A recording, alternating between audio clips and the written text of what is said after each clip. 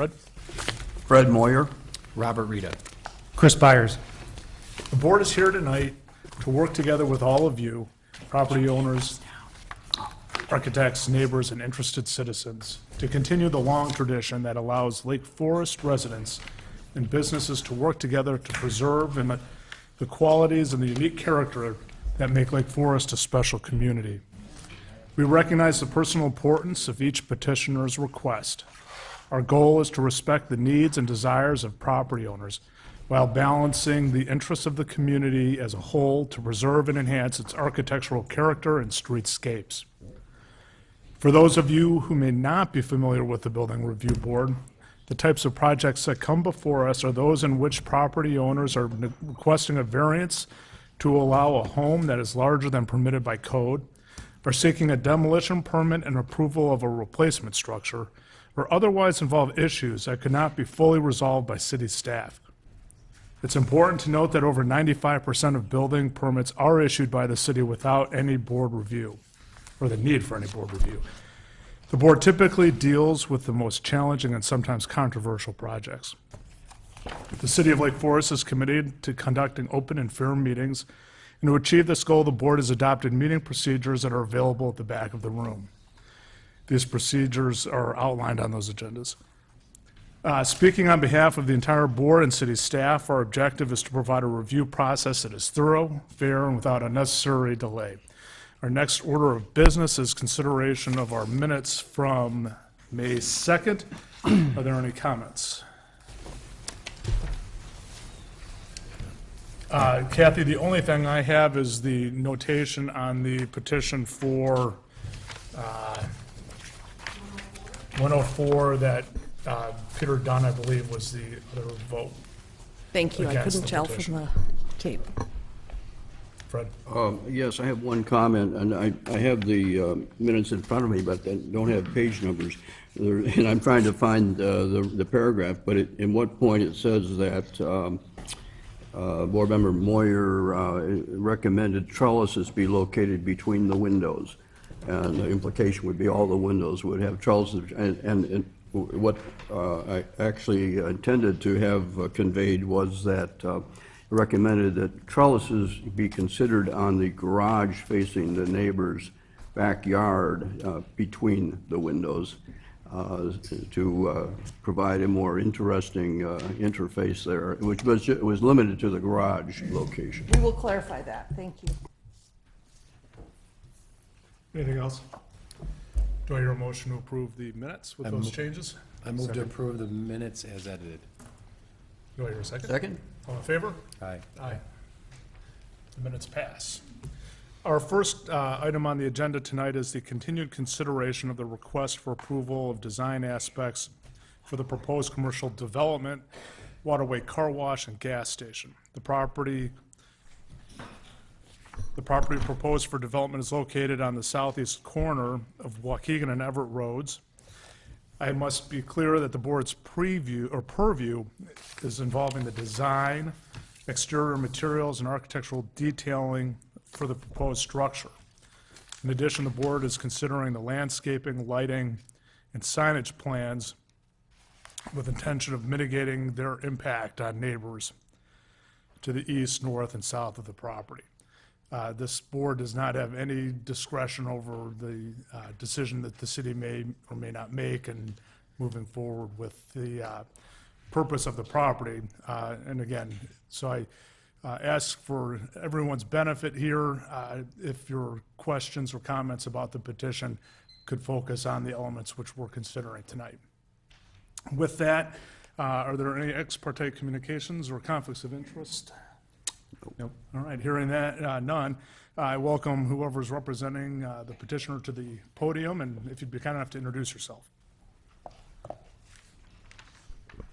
Good evening. I'm Mike Goldman. I'm Vice President, General Counsel, Waterway Gas and Wash.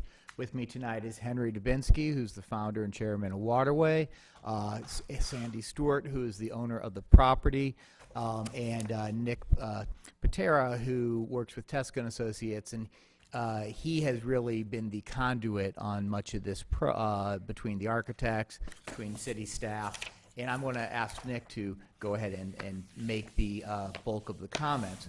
What I would want to say as a preview is we listened when we talked back in January. We made many changes, significant changes, we believe, to the architecture, to the purview of this group, and we really look forward to answering questions. And hopefully, I believe what we're going to bring to you tonight does answer those questions, and we can go ahead and move this forward.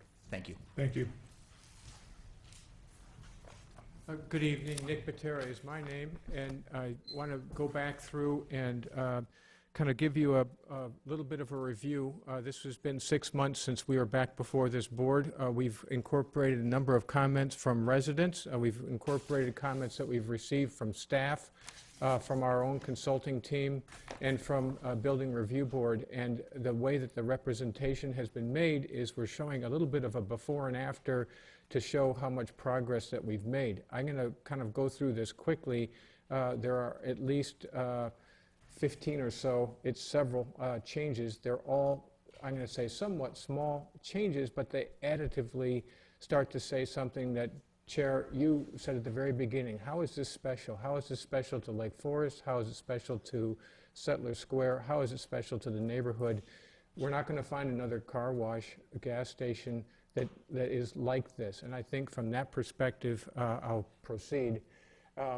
This is turned sideways, but remember, this is a B1 neighborhood business district. We're at the far right-hand side. You can see the extent of auto-oriented businesses, everything from the banks to Sunset to Starbucks. So one of the things that we thought about at the far right-hand side of this is how does this fit within the neighborhood and become a south gateway.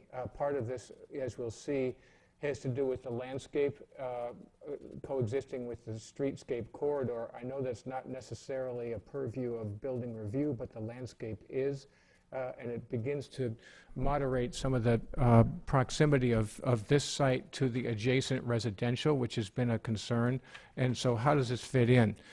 You can see the site plan. We can come back to that, and some of the elevations. These elevations were derived from looking at other buildings in Settlers Square. You can see the use of brick, the white trim and facade of the gable ends and the fascia of the buildings, and some of the buildings that you may be familiar with in the area on the right-hand side. This looks like it is part of the family. As we look more closely, this is the west-facing Waukegan Road side of the building. These are what I'm calling the previous south and north elevations. Watch what happens. We start to remove signs. This was one of the comments that the signs, they're gone away, a little bit of an eye test. But this is one of the things that we've done, again, to listen and abide. The south side on the right, facing the Chateau and Villas residential, was taken away, again, for consideration of the neighborhood. The north side waterway remains because it's proximate to Everett, which is a primary road passing by the property, so that you're seeing that north elevation on the left side, the south elevation on the right side.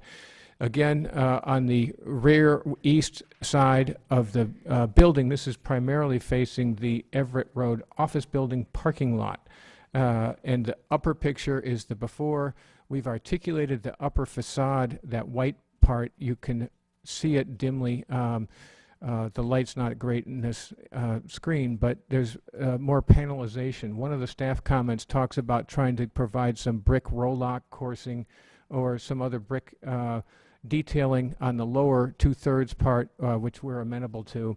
And now it's showing the landscape, which we are proposing. It's actually on the adjacent property with different types of shrubs and trees to help articulate that facade in addition to the architectural elements. We can come back to any of these. This elevation on the far right, that silhouette pattern, shows the recessed well that will contain the mechanical system. That's 6 inches below the, call it the parapet ledge. If there is view from the Chateau building to the south, there could be additional screening that's necessary, but this is doing the lion's share of the screening by recessing any mechanical air handling equipment in that recessed well. The fuel canopy serving 5 pumps, and you won't be able to read the dimensions on this, has gone from an 18-foot high down to a 17-foot high structure. And what we're trying to do with this is lower the canopy height. This was and really this is too fine of a detail to really tell what you're looking at unless you're looking at it very closely. But the lowering of the canopy was an attempt to drop down the lighting and obscure some of the canopy lights that are recessed within that structural band of the canopy. It's still a brick column and pilaster, and it has a similar facade and fascia to the building that we looked at a moment ago.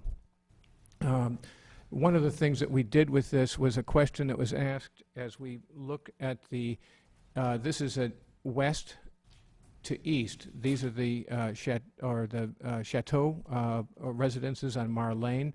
There's a black line in here. That's the 10-foot high property line fence with the landscape that's both existing trees as well as proposed trees on both sides of this. That's our neighbor planting and fencing at that location. One of the questions that came up, a good question, on Waukegan Road entrance ramp declines slightly to get into the property. This dashed line going through here is the headlight view, and the headlights are actually being cut off about 2.5 feet below the top of that solid board fence. So it was a concern asking the question, would they be getting a flash of headlight in the winter months into the residents that are shown on the far right-hand side of the screen? The answer is no, the fence is cutting that off. The trash enclosure was a full masonry matching up with the architectural materials. This is a concrete block with brick, full dimension brick and full dimension concrete block that matches the building. The gates are sturdy facing south. This had been relocated from near the residence to closer to the car wash during previous plan commission review.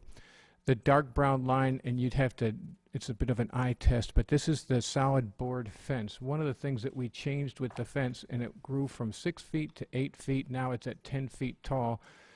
Mike Goldman was standing here and looking at the top of this door frame. That's about 10 feet tall, but it's not just that, it's the landscape that's not showing here on both sides of that fence that are acting as the transition between a residential zoned and a business zoned area. The other thing that we've done with the fence is changed it from being a still wood fence, because it represents a more neighborly residential feel to its appearance and its color and texture. We've made it a board overlapping board rather than a board butting side by side. So when I'm saying that, we previously had boards like this side by side. Now we're having boards that overlap with the sound consultants, both the cities and our sound consultants. One of the concerns was making sure that we had no gaps, no open voids, no way for light, air, or sound to pass through this. And I think that the overlapping board, along with the density of this fence, has satisfied both the sound consultants' requirements. That's not my timer, is it? Thank you. Sorry, this is a little bit closer view, but you can see the masonry piers that are being placed, so it has a nice character to it that again reflects the building architecture, but has a more calm appearance as a standard fence with a stained finish and the overlapping boards. This really isn't the purview of BRB, but I'm doing this for the general information that shows the sound attenuation elements that we're including into the car wash tunnel. I can go back to this if we need to, but there's a number of measures that have been taken to contain and reduce the amount of sound coming from the car wash, but it doesn't really detract from the appearance of the car wash facility itself. Lighting, one of the things that we looked at with lighting, with the existing facility, the former Amoco site is completely void of lights, but the existing and previous garden center did have 18-foot tall lights on it. We do have Cobra Head type LED lights on both Everett and on Waukegan. These are somewhat shown here. This is kind of the ambient lighting today.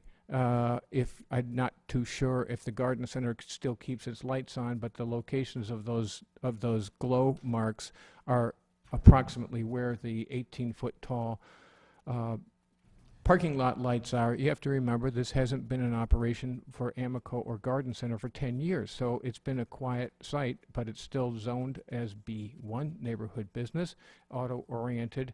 But this was the previous. I'll keep moving. So this will show, we can come back to this, the proposed site lighting. We've done a number of things with site lighting. This is the proposed, call it night sky result of the lighting. One of the things that we've done is cut off the lights at the property line boundaries so that to the south, to the villa building, to the chateaus to the east, and also to the rectory to the north. We have house side shields in addition to lowering the light standards down from 18 to 16 feet. And we've diminished the quantity of lights. On the right-hand side is where the finishing area of the car wash vacuum is, that we've reduced and rotated those lights so that they now don't reflect any ambient light onto the residence, the rectory residence that's across Everett Road. So that was a consideration. Finally, with signage, one of the comments that comes up on your staff report has to do with the canopies that are over the lower left picture. This is the approach to the car wash. These are 10-foot high signs that will be on the canopy overhead at the car wash entrance. The top of them are another 18 inches above that. These are essentially cut off with the landscape and the property line fence from viewing from the neighboring properties. I know I'm running out of time on this, so I think that one of the things that we can say simply enough is that there are some staff recommendations about the internal illumination of the signage. We can agree to that, as well as reducing the quantity of signs or the size of signs so that they meet with city code standards. I think I can spend more time in responding. Finally, with the landscape plan, one of the things that was a comment that I took issue with was talking about the efficiency and the tightness, I think was the word that used on the site. This is over and above the amount of landscape that you would see, and this is, again, one of the things that we did for the neighbor to make sure that we're planting on the opposite side of our fence on both the Mar Lane and the south side, as well as out along the streetscape along the corridor of Waukegan Road and Everett Road. It's the parkways. We're not just saying, hey, this is our property, we're going to landscape within that, but we're actually trying to blend in to the surrounding Settlers Square and to the surrounding neighborhood.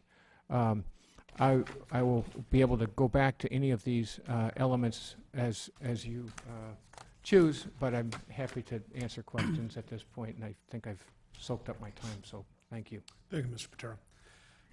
Kathy, my first question, staff recommendations came out pretty recently. Have you had a chance to share those with the petitioner at the length of those?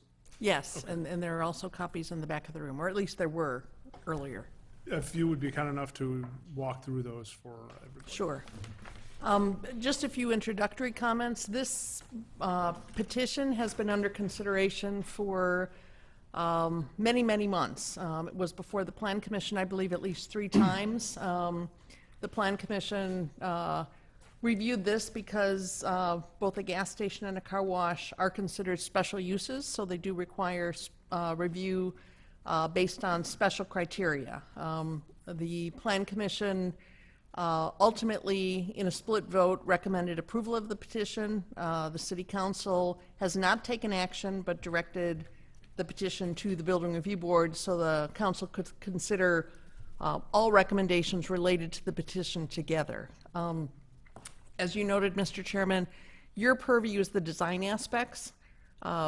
So the building itself, the massing, the scale, the materials, the roof forms, the landscaping, lighting, signage. Because this is a site that is adjacent to residential, because it is uniquely configured, and this particular use requires customers to move throughout the site as opposed to just pulling in, parking, and you going into a building, for instance. The site does present some particular challenges. It is a tight site. And because of that, some of the design aspects become very important and very critical in mitigating the impact of the proposed use on the neighboring properties to the south, condominiums, to the east, townhomes, and the church rectory, which is a residential building, is located to the north, on the north side of Everett Road. So it's a little bit of an interface between the use, the impacts on neighboring properties, and the design aspects that you're looking at. So it's not black and white, but there is some overlap there. With respect to the building, the board did discuss the building in January when this came before you. My recollection is you stated general support for the use of some synthetic materials for the columns, pilasters, because of the commercial nature of the building, and because of perhaps the use and the moisture that might result. You also spoke about the assuring that the rooftop mechanicals were screened.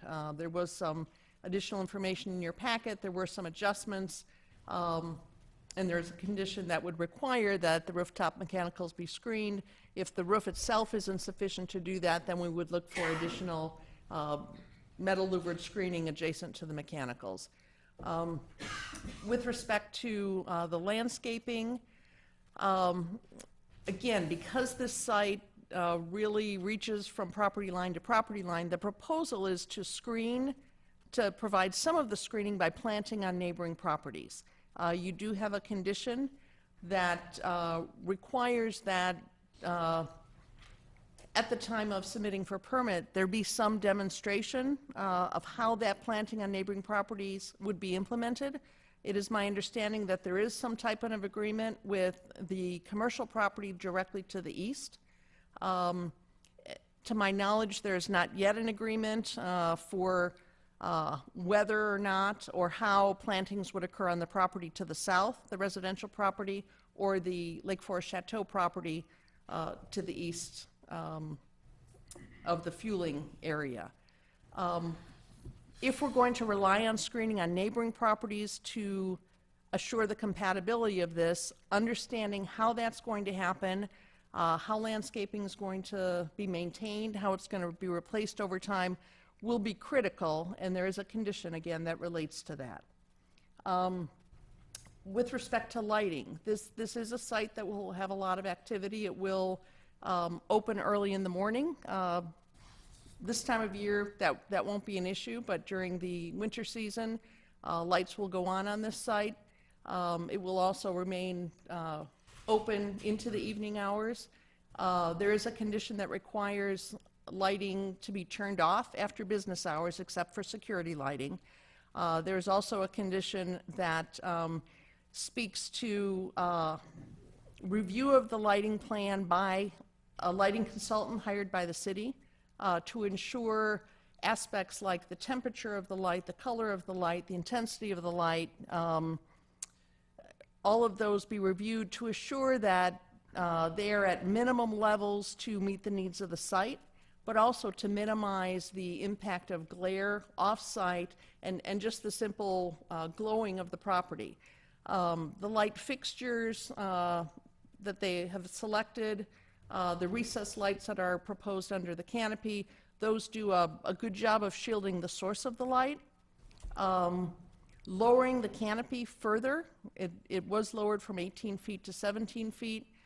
Based on some of our research, it may be able to be lowered slightly more. By lowering it further, you eliminate some of those views up and under the canopy. In addition, extending the skirt of the canopy to a minimum of 12 inches, again, will really help to avoid that, the views of the lights that are under the canopy. underneath that canopy area is going to be very bright. The lighting on the pumps themselves is proposed to be lit, and the lighting under the canopy is significant as well. Based on the plans we received, staff did not see any lighting proposed for the building. We do assume that there will be the required lighting at entrances, but we would look for that, again, the light source to be shielded, to be directed down. With respect to the signage, there has been some reduction in the signage since the last meeting. However, the signage proposed on the site is still significantly over what's allowed in the code. The two gas stations in town have no signage at all on the canopies. We have one gas station that is on a corner. It actually doesn't utilize the opportunity to have signs on two sides of the building. It only has signs on the front and the monument sign. So there is a condition that recommends reducing the signage, the identification signage, the wall signage and the monument signage in size and number to meet the code requirement. Currently, the wall signs on the building significantly exceed the total of 25 feet that would be allowed for both signs combined on the west elevation and on the north elevation. Again, the other gas stations in town do comply with those requirements, and actually, if you drive by, they're pretty minimally signed. This board has consistently talked about signage as serving the purpose of identifying a business, but not serving the purpose of advertising. There's multiple signs proposed, as I mentioned, on the gas pumps, both advertising the brand of fuel, and certainly some of that is appropriate, but also multiple signs advertising the various types of car washes. In the two canopies that are located near the entrance to the car wash, there's signage proposed on those canopies that, at least from staff's perspective, we believe on that 10-foot canopy would be visible at some times of year from some of the homes, perhaps the second floors of homes in Lake Forest Chateau. And viewing that commercial signage from those homes is not appropriate and is something we would discourage. Illumination of the signs is also addressed as a condition. Normally, this board does not support internal illumination of signage. There are some internally illuminated signs. However, for the most part, signs are backlit or ground lit. Monument signs are most often ground lit. Wall signs backlit or halo lit. Neither of our two existing gas stations have electronic signboards for the price of gas. That an electronic board, I believe, is proposed here. That may be appropriate, given that this is on a state highway, which differs from the gas stations that we have in the location, in the other locations. So the conditions generally relate to limiting the signage, limiting the lighting, and really understanding whether the proposed landscaping can in fact really happen, because the neighboring properties are not under the control of this petitioner. So again, if we're going to rely on that landscaping as a way to mitigate the impacts, I think we have to understand whether in fact that can occur and whether there would be something in place to assure that it's maintained and cared for. With that, I didn't review all 18 conditions, but I hit broadly the different categories. I think in conclusion, I would just note that those conditions work hard to try and find a way to make this use, which is certainly the property is zoned for a commercial use, but there's a lot proposed to happen on this site. So those conditions really try and get at the design aspects in an effort to try and create a situation where this particular use, the impacts on the neighboring residential properties on the streetscape would be mitigated to the extent possible. I'd be happy to answer any questions. Thank you, Kathy. Chris, want to lead us off tonight? Questions for staff or the petitioner? Sure. Kathy, is there anything you can elaborate on as far as the kind of the landscaping that's going on other property, as far as agreements or discussions, just to give us some more background on the probability of that happening? The petitioner would probably be best to speak to that. Again, it's my understanding there is an agreement in place with the commercial property directly to the east of the building. All the landscaping in that area would be on the neighboring property. This building is up against the property line, so there is no space for landscaping. I do not believe there's an agreement in place. I'm not sure discussions have even occurred with the villas to the south or the Lake Forest Chateaus to the east. The other recommendation that we had to address that is that, as you heard, a 10-foot wood fence is proposed. Concerns have been raised throughout the discussions about the durability of that fence. Our sound consultants have talked about the importance that there's absolutely no gap. So you do have a recommendation that at least a portion of the, whether it's a 4-foot or 6-foot extent of the fence, be masonry for durability, for sound mitigating purposes, and then perhaps the rest could be wooden. But I think as to an agreement with the other property owners about landscaping, you'd need to ask the petitioner. Okay, great. So first of all, I would say, I mean, compliments to coming back with a lot of these solutions and changes since our meeting in January. I would like to start off, though, just with that question as far as kind of what discussions are in place for the landscaping on nearby properties to help with the screening process. A couple of things, thank you. We have worked hard to try to do this, so I appreciate the recognition. One of the comments that had to do with the fence itself is the idea of trying to have a durable fence with the brick piers was thought to have a residential character and a transition between our B zoning and the residential multifamily zoning and look a little bit more appropriate. The idea of focusing our efforts on landscape is equal, and I would rather spend money on landscape that would actually get higher than the fence.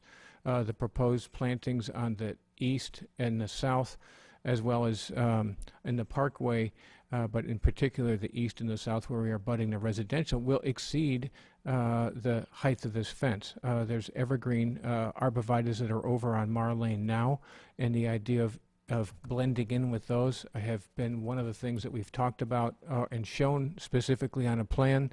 We've met with the city arborist and at least compared notes. I don't want to overstate his endorsement. We've also shown year-round evergreen plantings with spruce trees that blend in with other spruce trees that are on the Mar Lane side, so that when the leaves are off of the existing deciduous trees, we do end up having screening that will mature and initially have this fence height at 10 feet with evergreen planting and deciduous plantings, but eventually this will get up to the height where you're not seeing anything on the other side.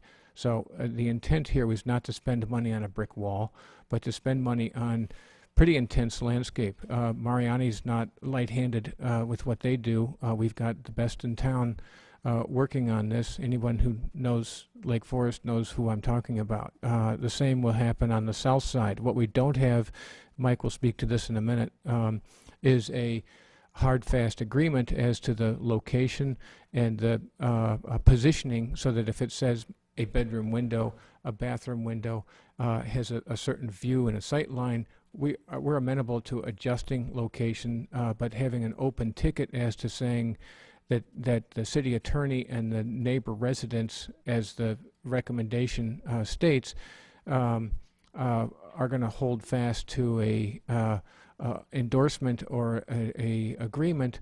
It has to be fair and mutual, and I think that that's part of this board's purview, is to say that this has to be equitable to both parties as to how this landscape resolution works out. And we've shown what we are intending, but we are also flexible as to, location, position, and some refinements, but not just having an open kind of a checkbook, so to speak, to say we're going to put in sequoia trees 30 feet tall initially.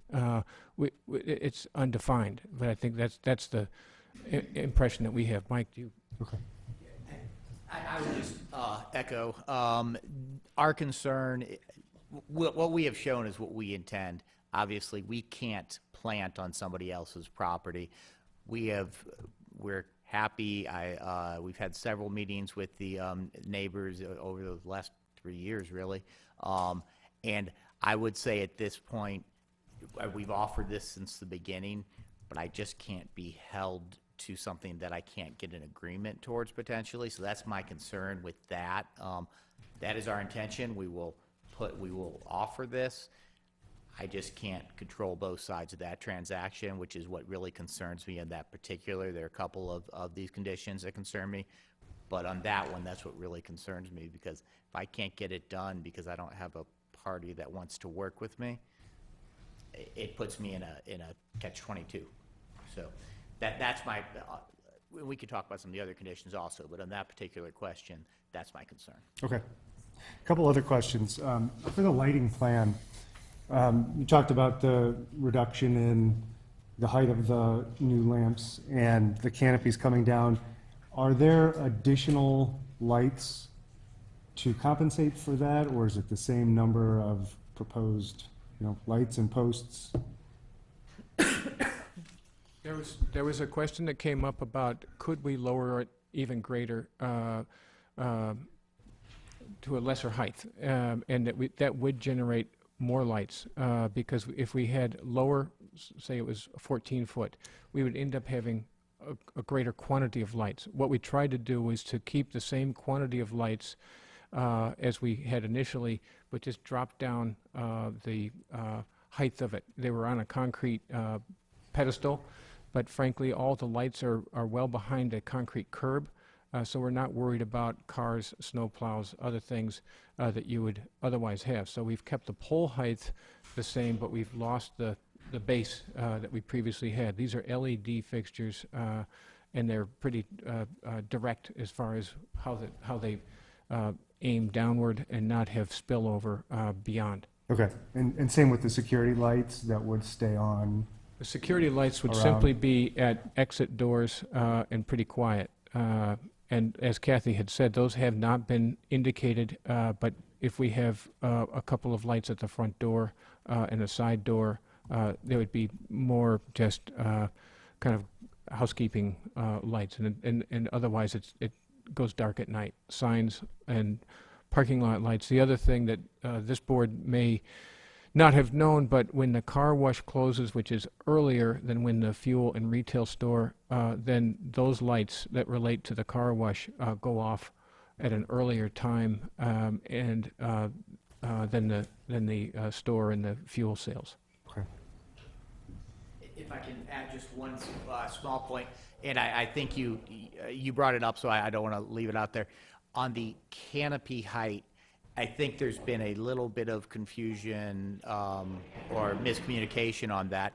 We are happy to have the skirt, as staff has referred to it, but we've got a hard 14-foot seal, 14, well, we could, 14.6 is what we're showing. I can probably get to 14. Anything under 14 feet, U-Haul trucks, delivery trucks, any other trucks, things that we can't control will hit the canopy, and that's not just what I've heard. That's happened to our stores where you have lower canopy. So the bringing of the skirt down means the height of the canopy goes up. And that's something we're happy to do, but it's not an either or. It's something that both sides is going to end up hitting. What we're showing now is about a 4-inch lip, and all these canopy lights are recessed. So we are showing this 4-inch lip, which is actually something we haven't done that I can recall, but I have seen it done. I think it works effectively, but it's just going to be. I just want to make sure on the lighting on that point we all understand what's going on. Okay. And then finally, for me, on the signage, that's a concern of the board here. And I know you made some changes, but do you have thoughts on additional changes that you could make, like right now, to the current plan to kind of reduce the square footage and number of signs? So, a couple of things. The halo or the externally lit sign, so as far as that's concerned, we can comply with that. And we'll obviously comply with the plan, or with code, as we'll with everything, as we'll with maintaining the fence. We're gonna keep up with code. And as far as reduction of signs, we've already made several significant reductions. And for instance, we no longer have a sign at the in the canopy, or not, pardon me, not the canopy, at the entrance, at the car wash entrance side. That was a big give for us. That was something that we haven't really done before as a company. But again, with this being the unique site that it is and trying to live up to that. So we've made that reduction. Every other sign actually has reduced in size. Every other building sign has reduced in size from our past plan. What we're showing on our building sign, we believe is a minimal, and we do have the two frontages, and we do think we need those signs to identify who we are and what we are. So regarding no signs on the fuel canopy, I saw that condition also. The single sign for our branding is vital. It's vital for people to know who we are and what we are. This is not like we have down in Northbrook. This is not a Phillips 66. It's not a BP like we have in other markets. This is Waterway Fuels, and that's something that we need to identify who we are and what we are. And it's not the question, is this advertising or is this identification? This is identification, because we're bringing in a new product to the market, and we need to identify who we are.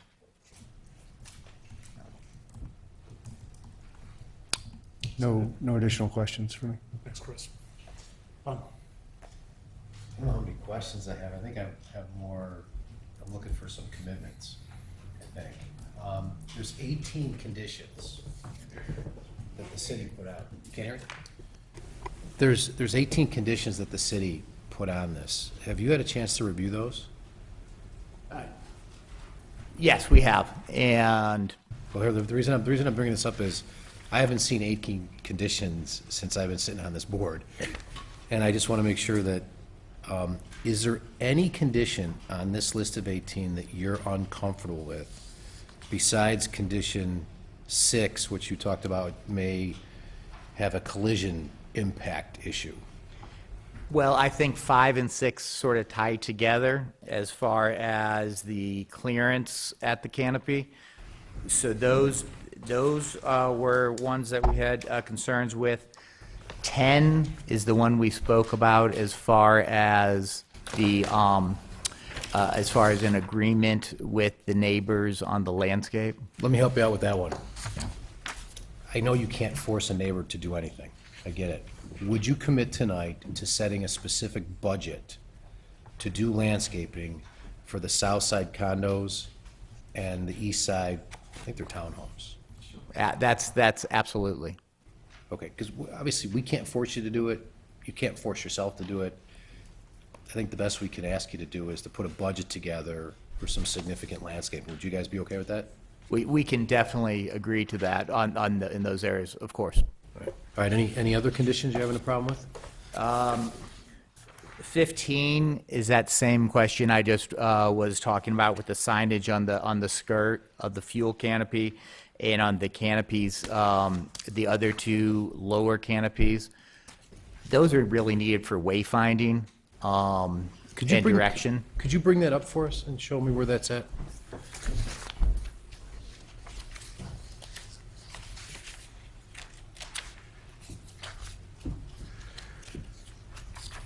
The best place to see this is on this lower left corner. These are the little canopies that are over the direction to let you know that you're getting a full-serve wash on the left and a drive-through wash on the right. Now, I think Yes. what the concern is, and Kathy, correct me if I'm wrong, but the concern is that the neighbors to the east will see that during the winter months, you Right. know, as a beacon when they look out their west windows. Well, we've talked about the lighting, which would change to more of a halo rather than internal illumination. The height of the bottom of that clearance is 10 feet. So we have a 10-foot sign. I think, I might be able to short circuit this. Yeah, sure. Those two signs don't need to be lit. The full service and ride-through express, they're important for wayfinding during the day, for our customers knowing where to go. We don't wash cars when it gets dark out, and so those, we can pull the lighting off the plan on those right now. Okay. And that would be condition 15, right? That's condition 15. Well, 15 is- 15 had that other part of the brand on the skirt of the canopy. Let's talk about that in a second. But these two, the full service and the other ones are not going to be lit then? You're okay with that? I can agree to that, yes. Okay. What do you actually call those? They're canopy signs, but, so we can have the same language. I call them directional canopy signs. Okay, so the directional canopy signs, okay. All right, now what was the other part? You said there was a problem with the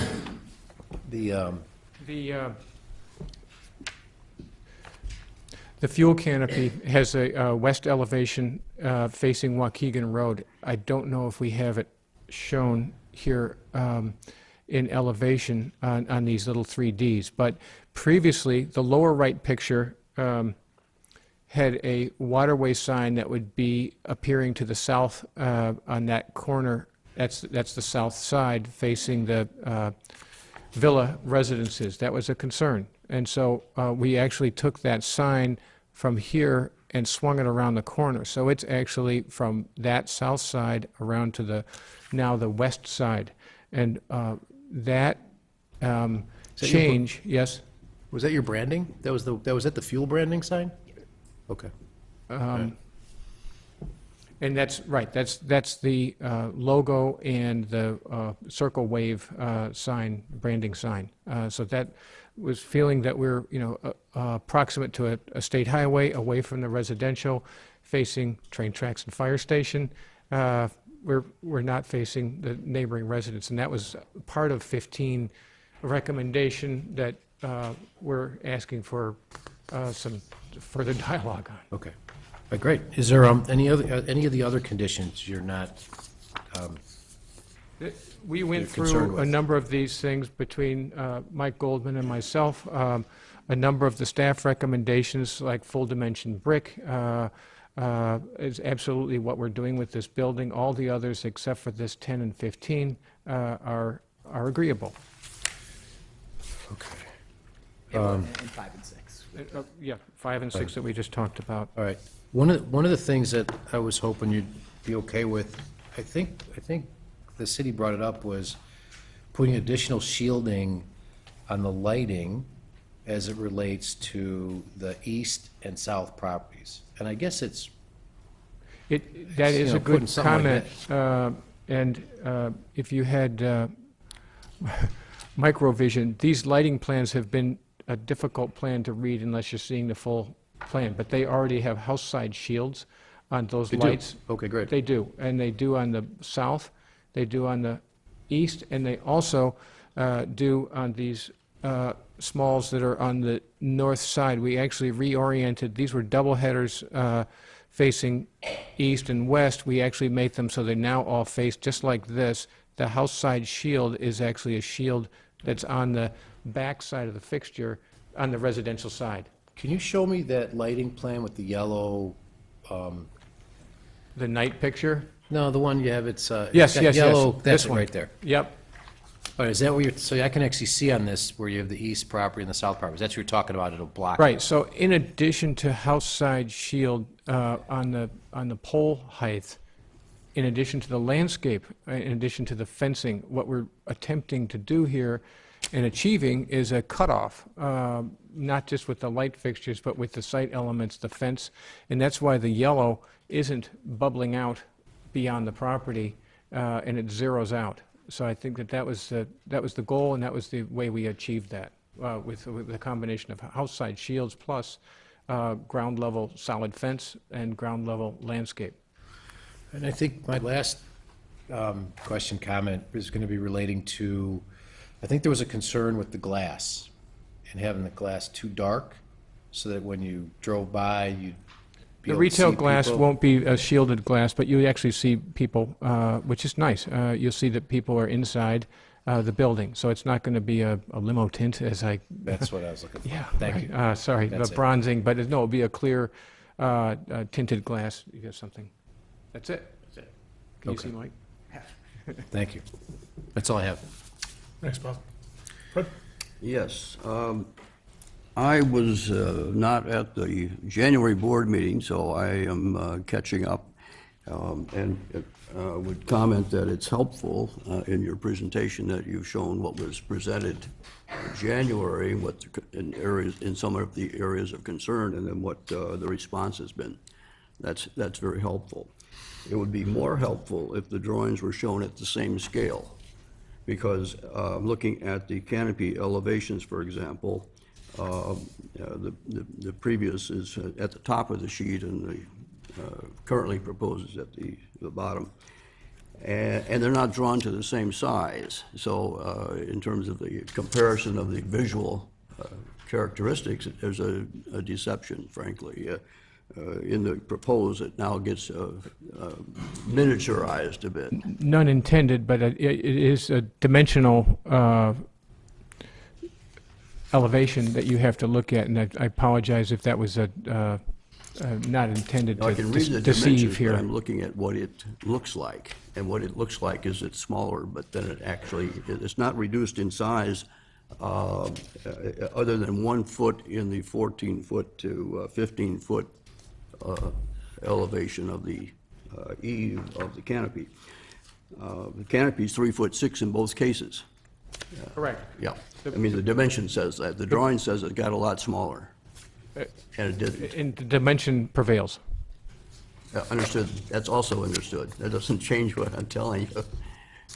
So I think it'd be, in good faith, you should draw it as it actually is, rather than make a drawing that shows something that's not what it is. Thank you. Yeah.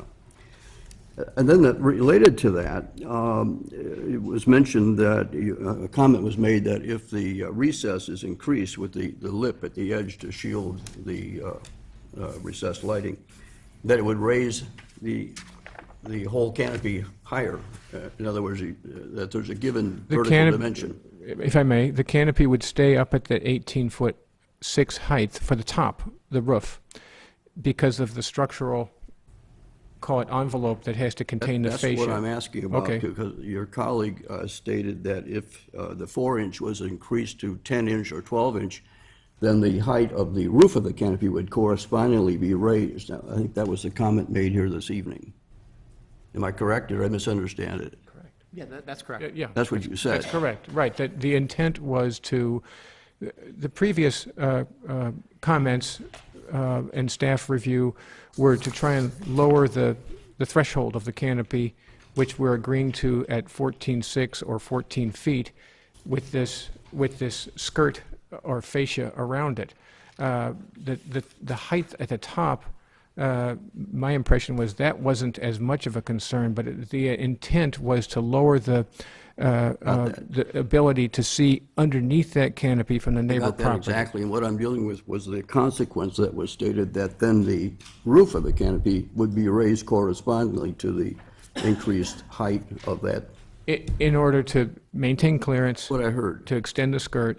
Yeah, that's, and to- I think, I heard that said. Yeah. So I'm following up on that statement, to say that it would be very helpful to see the structural design for this, because the greatest depth for the structure is not going to be out at the edge, it's going to be where the bearing is, which is where the piers are, right? I have a structural background, so I know something about what I'm talking about. So the point being that, now, you may have standard construction and you have drawings that you always use, and that's why it is what it is. I don't know if that's the case or not, but we're talking about what is going to be done in Lake Forest. And the standard may not be appropriate, may not fit.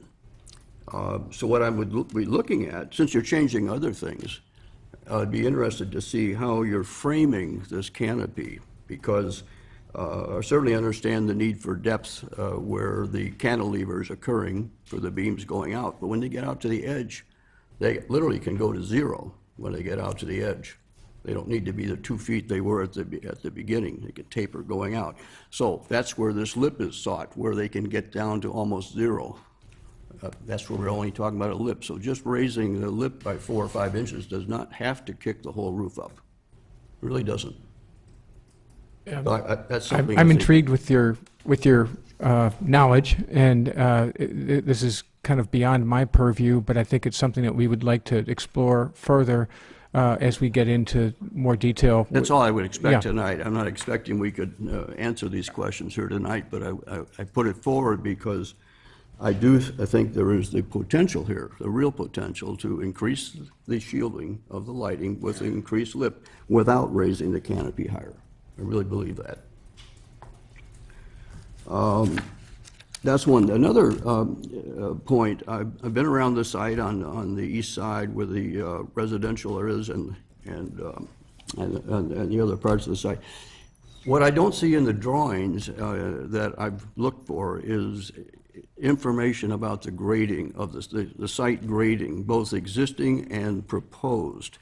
It's obvious from site inspection and going there that it starts out flat with the first third to 40% of the site. The south portion of the site is lower than the north.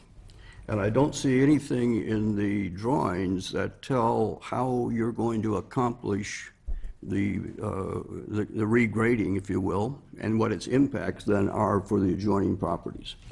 Great question. It is something that I apologize, we did cover this with Plan Commission, but I'll be happy to provide a quick overview, is that there are 3 drains on the property now.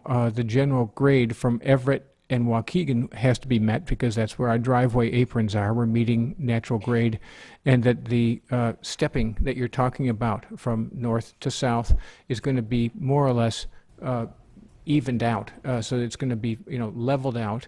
One of the things that we were very considerate of doing was making sure that what now flows off the property, there's a certain location right at Mar Lane, about here, that when there's a big storm event, it becomes a waterfall. There will replace the 3 current drain inlets that are on the property with 7 surface drains that will contain all the water within the property proper. So 2 things. One is it's going to be generally leveled out, so we're not going to have that kind of stair step between the Amico former and the former garden center.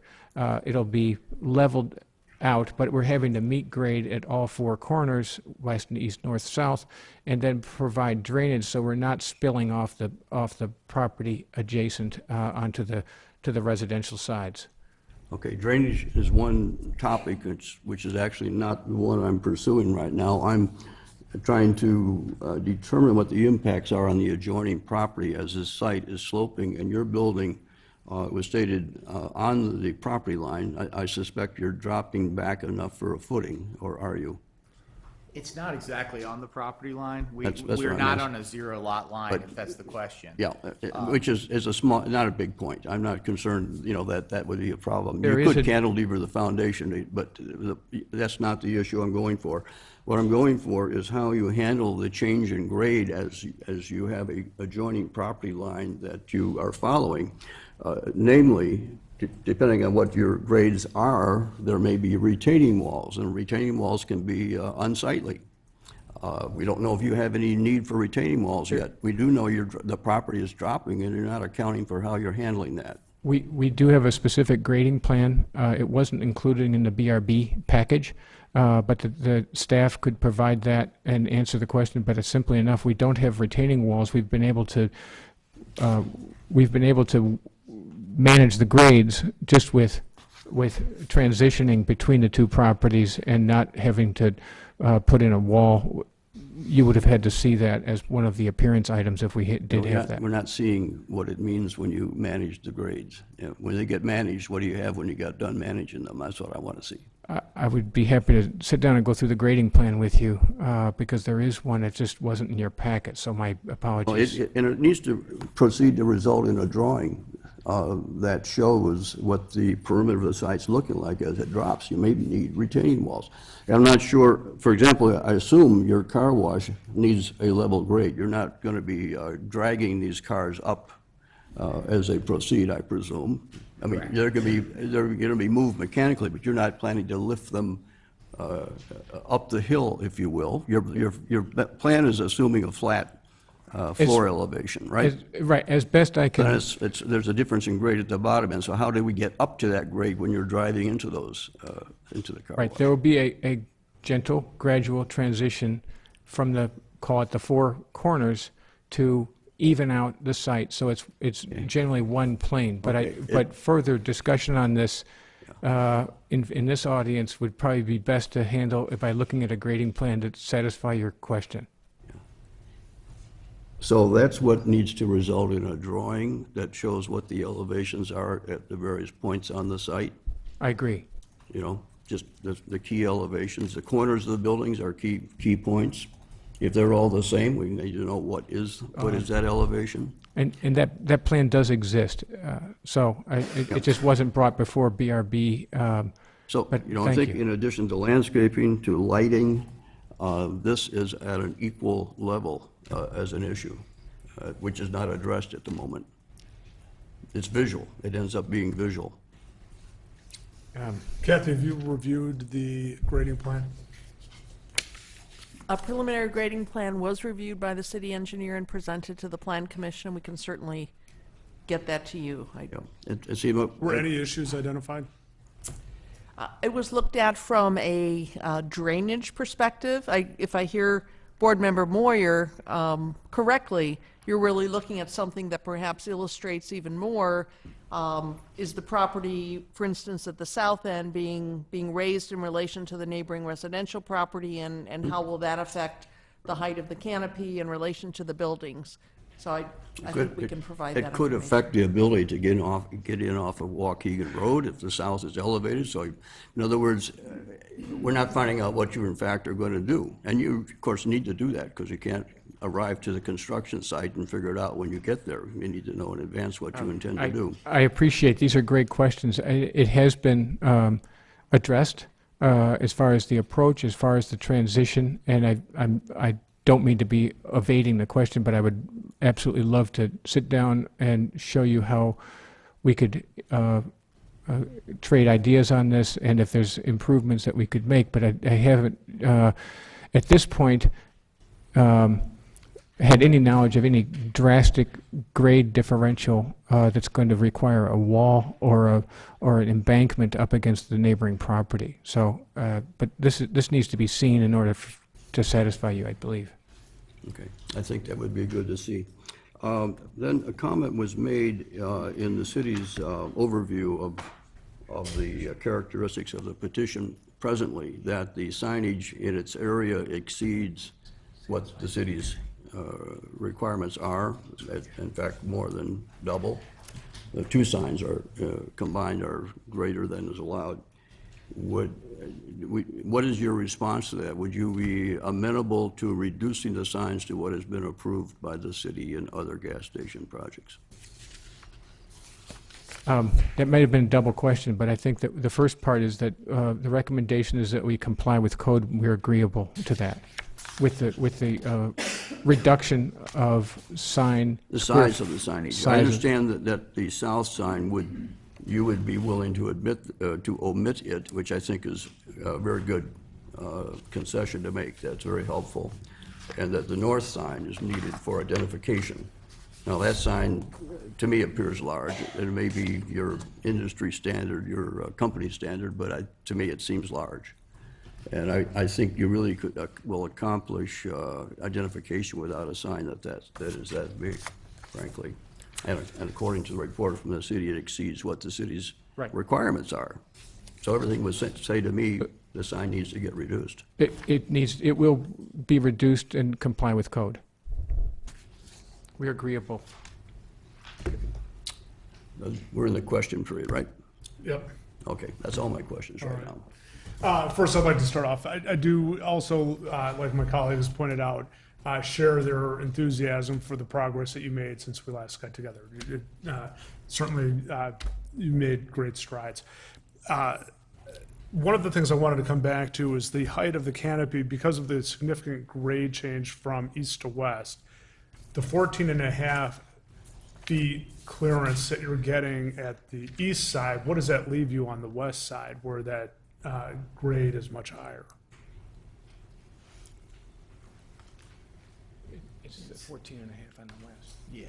Right. The minimum clearance right now is 14 and a half feet. I don't have the information in front of me to tell you that it is another 8 or 10 inches, that the grade drops. The canopy absolutely is going to hold level, but So the 14 and a half is at the shortest point of the canopy at the west side. yes, that's Okay. correct. The west side is higher because it has to abut Waukegan Road. Okay. Then coming back to this discussion over recessing the lights and this idea of a skirt, have you given any thought to recessing the recessed lights into the canopy whereby you're achieving what would maybe the same effect of a skirt on the outside be? We did talk about that. The illumination level for people trying to find their gas cards or their credit card or whatever would reduce the amount of light in the area that's needed. And so the intent of the skirt was to really cut off the light from the surrounding area, but not diminish the light for the operations and the safety and of fueling. And by recessing the fixtures within the canopy itself was not considered to be a valid option, one for structural elements that we've talked about for a moment, and also just for the final effect would be diminished. But I think that the skirt itself solves what we were looking to do, which would be to be respectful of the neighbors. And I can add just one bit of industry wonkiness to that. So the decking is very thin. There's no place to recess. You'd have to build a false deck above it or something. And I've never seen that done. But these are, just to be very clear, these are flush mounted. There's no drop-down boxes. There's none of the old things that you would see the water and the bugs get stuck in. These are flush-mounted LED lights. So that's what we think, or that is the state of the art. And so that's what we are proposing. May I say, I'm looking up at the ceiling, but the actual light source is recessed. The lens, if you will, or the plate is flush with the ceiling of the canopy. And, you know, if you had to make a valance and everything else, I think you'd probably end up having some other structural things happening for the durability of that canopy that would be hard to maintain as well.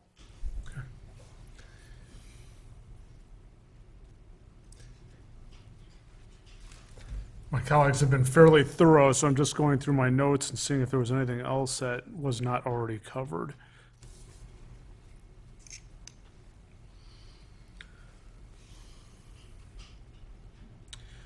On the monument sign, the blue field, that is a opaque, I guess, what's the material that's the blue field? I wanted to make sure that only the white waterway letters are what is being illuminated. Well, remember, one of the conditions was to not have internal illumination. This would be halo lighting. So the blue field, I would think, would be a powder coat aluminum or some type of... It would be a Lexan. If the board feels differently and would prefer internally illuminated on this, then that we have in many places where it's a Lexan that has a shield. So But an external illuminated, you, Explain what the difference between a halo illuminated and a backlit. I'm not clear on what that definition is. Looking at the blue monument sign, the white letters, if it was internal illumination, those would be a translucent Lexan. That light would emanate from within, in a sense, a cabinet with a light inside of it. So that would be, all those letters would be flushed to the blue Lexan, and it wouldn't be projected. A halo light are individual letters that are hollow. So the W would be a channel. Within that channel is a illumination source that, in essence, shines back onto that blue Lexan, and you see a silhouette of the raised. Okay, thank you.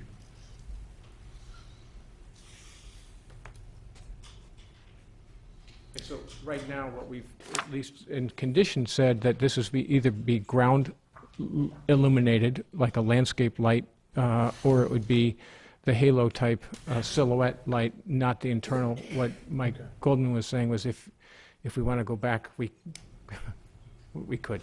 Okay. On your lighting plan, under the canopy, you defined two different types of lights. I was just curious what that difference is. One was the LED SS and the other was the LED LW. I was just curious what different effect those two different styles has. so what those lights, the difference is, one of them is just a flat light to give light for the under the canopy area. The other one is what they would call focus fixture, so that sort of directs light onto the actual fuel dispenser to the pump, so you can actually like read the numbers. And with how expensive gas is right now, I can see everyone wants to read those numbers, and it just sort of it directs itself directly right there. So the other is just to give the area so you can see your car, so your safety, all that stuff. When we last met, you discussed the roller door, and that obviously if you've got a steady stream of cars going through the buffer zone area, that door needs to stay open to allow cars go. I just wanted to make sure that your expectation on the operation of that is, to the extent that door can be shut, it will be left shut more often than left open to the extent your traffic allows that. That is absolutely our expectation, yes.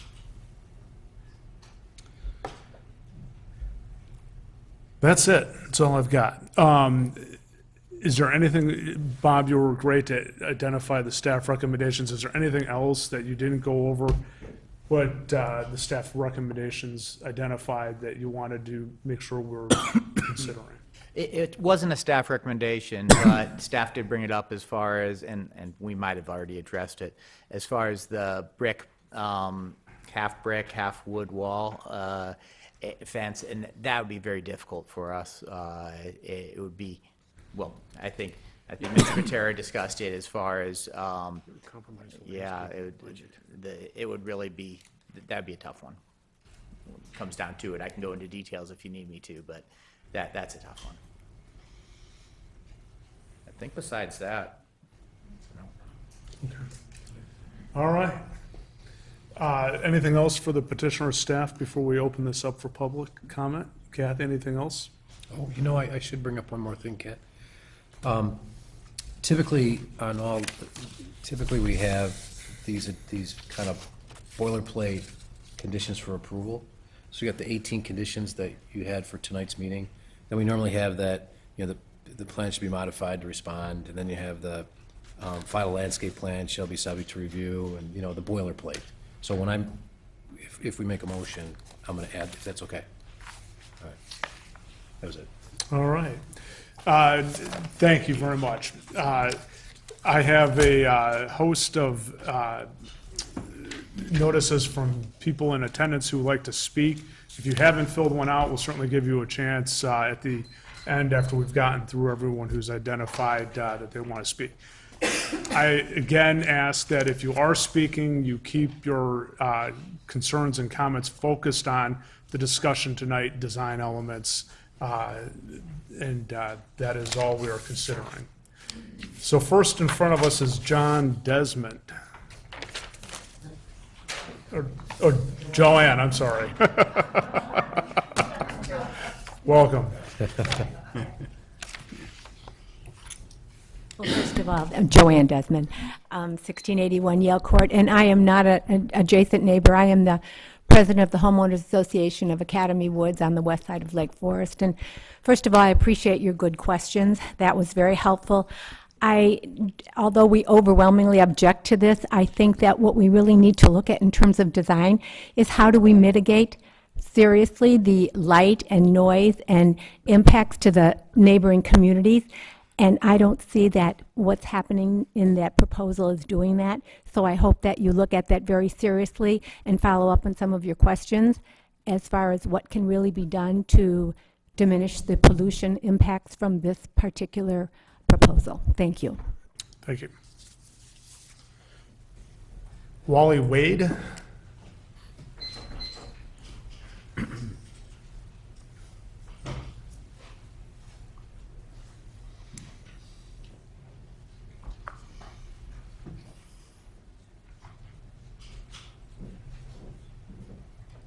Ten 28 Marlane Drive. I'm directly east of the Waterway project here. I want to refer real quick to the winter dialogue where Mayor Lansing talks about that he wants peace and quiet in his own neighborhood from leaf blowers. Then he comes back here. We have in the summer of 2018, he's come pretty close to accomplishing his desire to keep the leaf blowers quiet so he can enjoy the peace and quiet of his own home and that of his neighbors, which is what we're talking about with the noise from the waterway. Coming back to the border fence that we're talking about is architecturally inconsistent with the rest of the site and the rest of the neighborhood. It should consist of brick and masonry, like the waterway building itself and the brick and masonry exposure that handles the trash on the parcel.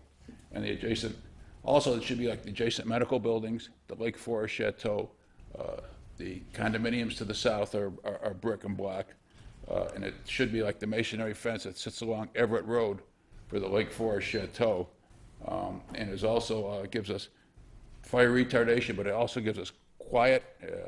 It cuts down on the noise. We should also can learn from the tollways, where they've taken down all their wooden fences and put brick back up and down the tollway on both sides of in Illinois for suppression of the noise. Besides, you know, these slant fences are architecturally inconsistent. They're not going to help with the noise, and I hope that you guys will grant us, the neighbors, the same peace and quiet that Mayor Lansing looks for, so they can enjoy their house and he can enjoy his house, and go with a 10-foot brick fence entirely around the property to keep the suppression down. Thank you. Thank you. Dave Carlson.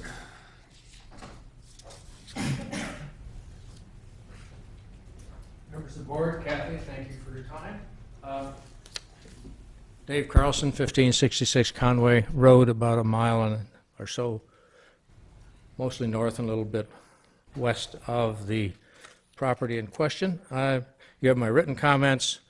Just that's not the best one to look at, but I think the two trees at the northwest corner of that property, the one on the locust on Everett Road, and it's more, I think it's better to have the one with the site view plan. I think that's should not be placed there, and the whatever kind of elm tree is on the northwest corner on the Waukegan side does the same thing, not only car to car, but car to pedestrian. So that's my first point. The other may not be quite germane to your focus, but those of us in the Fourth Ward desperately need a right turn lane off of Everett onto Waukegan. And I think there ought to be some way to take 4 feet from the front of the rectory or the grass that's there, and 5 or 6 feet off of this property. And for future planning, when that intersection finally gets improved, have that space available to create a right turn lane. It's real frustrating to stand real behind the one car that wants to go right straight, and you want to go right, and you got to wait for 5 minutes for a train to clear. And I thank you for your time. But you know, if you think this is fun, wait till we get, whether it's 2 tracks or 3 tracks, high-speed rail, and you have to put an overpass over this intersection. Thank you. Thank you. Mary Ann Redding?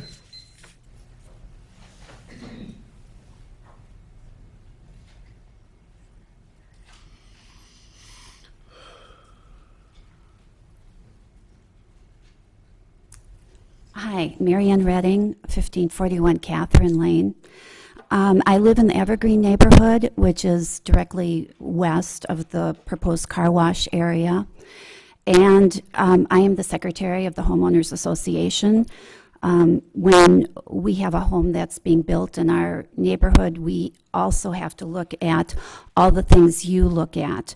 We have to look at the roof style. We have to look at the setback from the street. We have to look at the window styles, etc. There are a couple of things that I feel weren't even addressed. Maybe I missed it. If somebody tries to build a log home in our neighborhood, it would not be appropriate. It would not hold up to the architectural integrity for our neighborhood. And this car wash is in my backyard or front yard, however you want to look at it. One of the things that they have not addressed is the windows. Most of the windows around the area, including our neighborhood, are smaller paned windows. And from the picture that was shown earlier, it was showing floor-to-ceiling windows. It doesn't appear that there's very much of a setback from the street. And all I can picture in my head is what is going to be displayed on those windows. I'm thinking of Coca-Cola for $20 neon orange signs and, firewood for sale and, ice for however much. But that is what I'm picturing in my mind on those windows, and nobody has addressed what those windows are going to look like. I'm also thinking about the lighting. The lighting, LED lights are bright. It's hard to dim an LED light. And if you contrast that to the city street lights, which are beautiful Lake Forest, quaint street lights, there's a huge comparison and drop off to the architectural integrity and ambiance that it holds. Frankly, I don't know how this project got as far as it did. The residents really still do not want a car wash in that neighborhood. I think of if you drive north on Waukegan Road, when you get to the intersection of 60 and Waukegan, you see this beautiful Christ Church, this iconic church with a beautiful white steeple, and it's a landmark. Wouldn't it be equally wonderful to have something beautiful like that on the other end of our city? Frankly, I think a better location for the car wash would be next to Mariano's, where you have more land, you don't have traffic issues, and it would just be better all around for the residents. Lake Forest is AAA bond rated. It sits on one of the 5 Great Lakes. We have a world-class beachfront. We are 35 minutes from one of the most beautiful cities in the United States with gorgeous architecture. We are 20 minutes from O'Hare, which gets you to just about anywhere in the world. We have a really special city. It's a gem, and I think we are doing it in injustice. I don't care how many changes they make. I do not think it fits the architectural integrity for Lake Forest or that area. And I thank you, and I thank you for your service, too. Thank you. Thank you.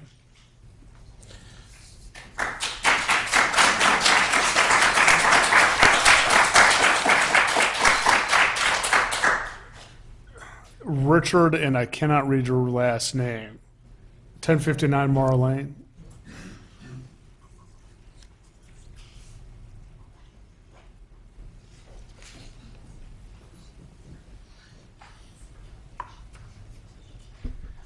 Richard Sugar, Thank you. 1059 Marlene, just east of the proposed project. I'm going to talk about two subjects, architectural integrity and landscaping. Before I do that, I do want to thank you, Mr. Chairman, and fellow commissioners for what is clearly a thankless job. We know how difficult it is dealing with these projects.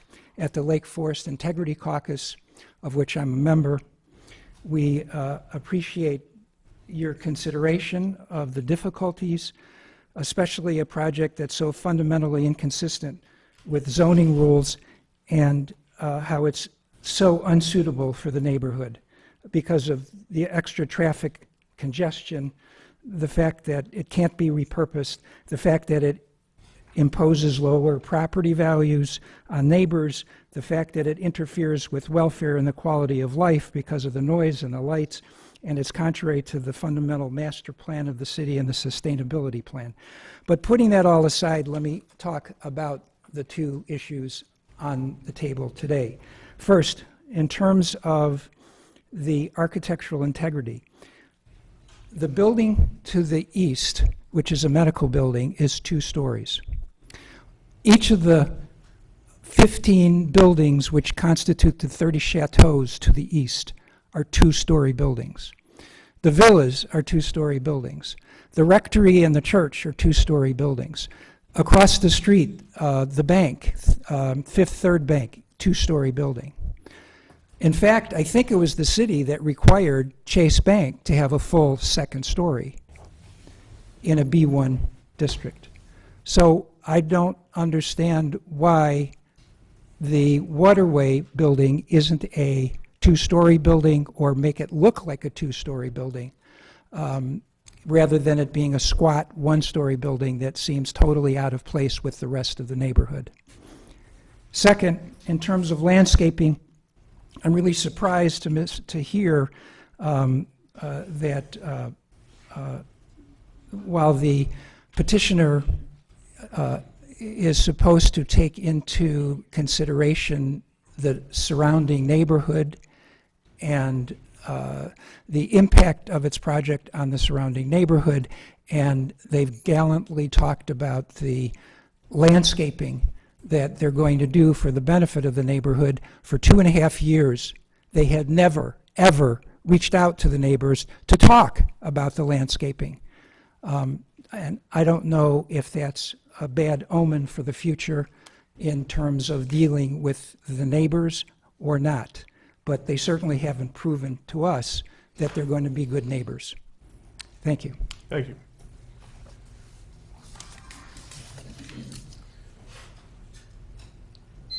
Robert Stone.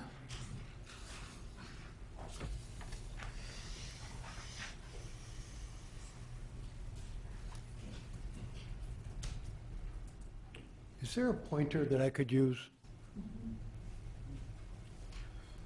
Is this it?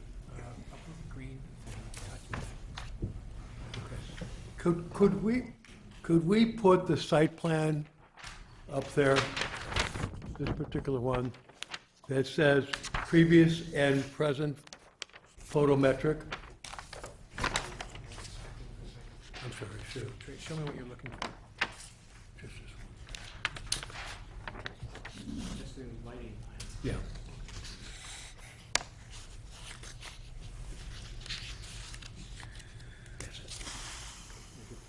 Thank you. My name is Bob Stone, and I live at 1167 Harlan Court, and I've been a resident of Lake Forest for 13 years. I have spent 50 years being a commercial real estate broker and developer, and I have some serious safety concerns regarding the design of the site. For example, there's parking here and here, and over here there are 2 lines of cars going into the car wash.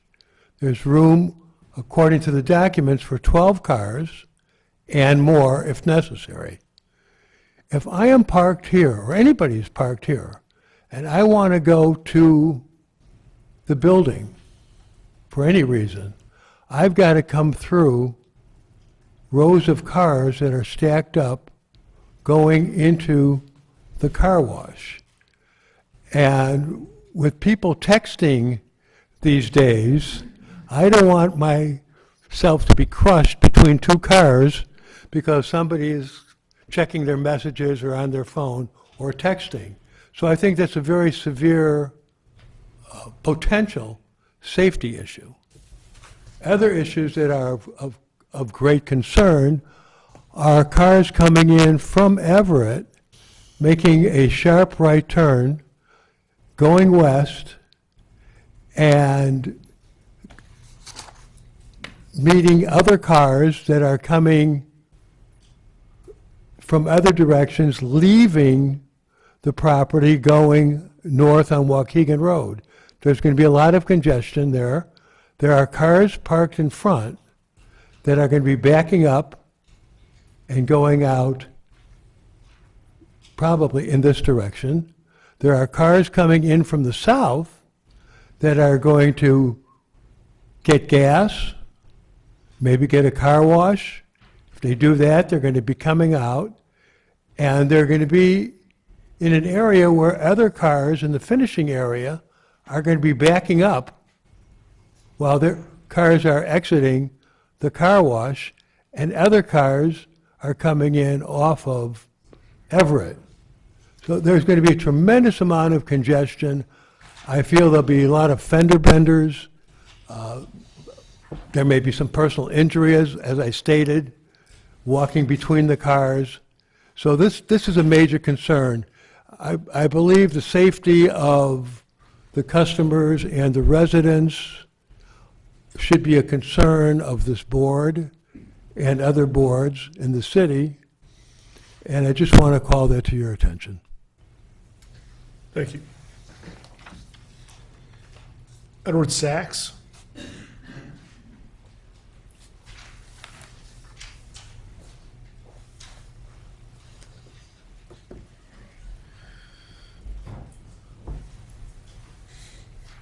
Edward Sachs, 1168 Lynette, Lake Forest.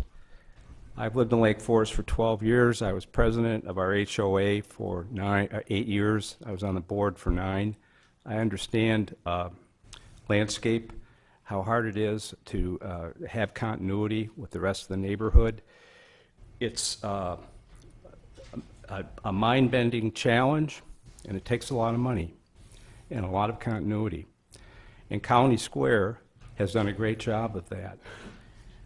So one of my major concerns here revolves around the fact that this is a gateway community, and this special use permit is a privilege. It's not a right, it's a privilege. And I think we're giving up a whole lot in terms of landscape, streetscape, setback on Waukegan Road, setback or backyard from the east fence, on top of all the other issues that have been enumerated. And it really, really concerns me. I think it's got to be a matter that's seriously and continuously noted. And my cohorts have said what needs to be said. I just want to reaffirm the concept of gateway and my appreciation for what landscaping and streetscaping really means. And I do thank you, and I have great regard for the quality of your thinking, your foresight, your critical thinking. This is something that I think has been very absent from many of the officials, both administrative and elected. And I have real great respect for how you handled this tonight, and I have to say that I feel good about it, whatever the outcome. This is far better than I've seen, and I thank you all. Thank you. Mary O'Donnell.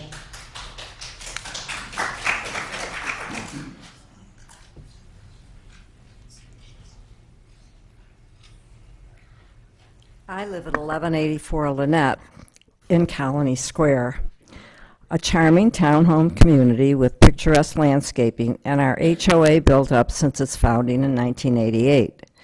The original landscape plan was involved and intricate, and it is maintained well. It has been nurtured with planning, steady investment, and lots of sweat equity to be what it is today. Our landscaping is our community and our contribution to the larger community. My husband was a part of this process and served on the board for many years. He helped to create a true sense of community enjoyment, market value. Our HOA's market appeal lives on those qualities and on the care of its upkeep and landscaping. Waterway and Mr. Stewart are proposing an industrial-scale, heavy-traffic project at Lake Forest Gateway, and that gateway needs to be as visually welcoming and as lovely a statement as our homeowners association. That is an obligation to its immediate neighbors first and then to all of Lake Forest. We stand to be giving up major parts of our lifetimes by this industrial scale, highly commercial project. This project is an uninvited guest in our community. We are but 250 feet away. As a special use project, it must concede to its neighbors and to its community. This is the nature of the law of special use. Arriving today, our city fathers and administrators initially lost sight of this fact, both in law and in the law's true intended consequences for developer overreach. You more than me laymen know developers always overreach by their nature and by their incentives. Part, not all, of their profit is more than economic return, but as a community expense. You are a later voice in this unwanted project to cushion, to buffer, and to conform a project to the adjoining community. In this instance, I feel a pending, very deep wrong to the neighborhood and to Lake Forest. Your role is critical at this 11th hour. So should this project be built, our neighborhood and all Lake Forest are due a landscaping masterpiece. Here is a beginning. At least 15-foot gardens set back from the sidewalk. This is far less than our community setback 250 feet to the south. A similar barrier should exist to the north of Colony Square's immediate neighboring condominium, and quite literally to the east, upsetting the fact that the site plan shows a building abutting the office building to the east. Planting mature trees, shrubs, grasses that are proven sound and light barriers. The proof of adequate sound and light protection should be from one or more respected local horticultural association, Lake Forest, and from a proven landscaper who knows this community. I recommend Guy Scaboletti, I recommend Craig Bergman, or Mariani. They are also good options. Further recommend our neighborhood noise consultant from Northwestern University to confer with a qualified landscaper. I continue to recommend that Waterway, and if Waterway ceases business, that Mr. Stewart agree through contract or ordinance to replace immediately any dead or faltering plantings and to obtain a contract for continuing landscape and maintenance and updates consistent with community standards.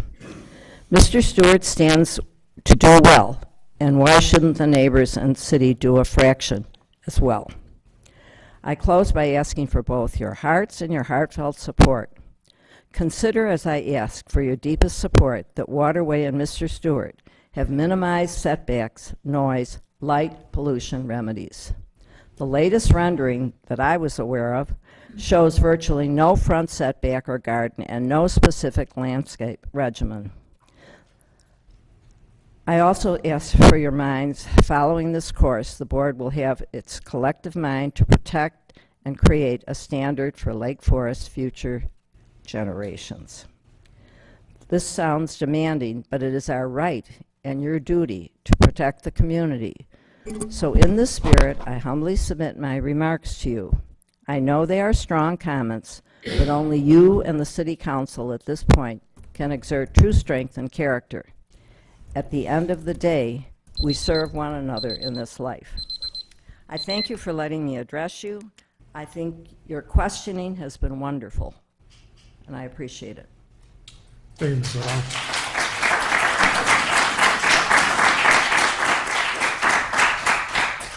Rudy Schwartz.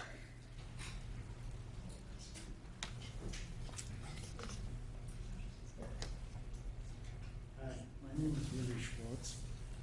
I live at, I own 1036 Marlene Drive.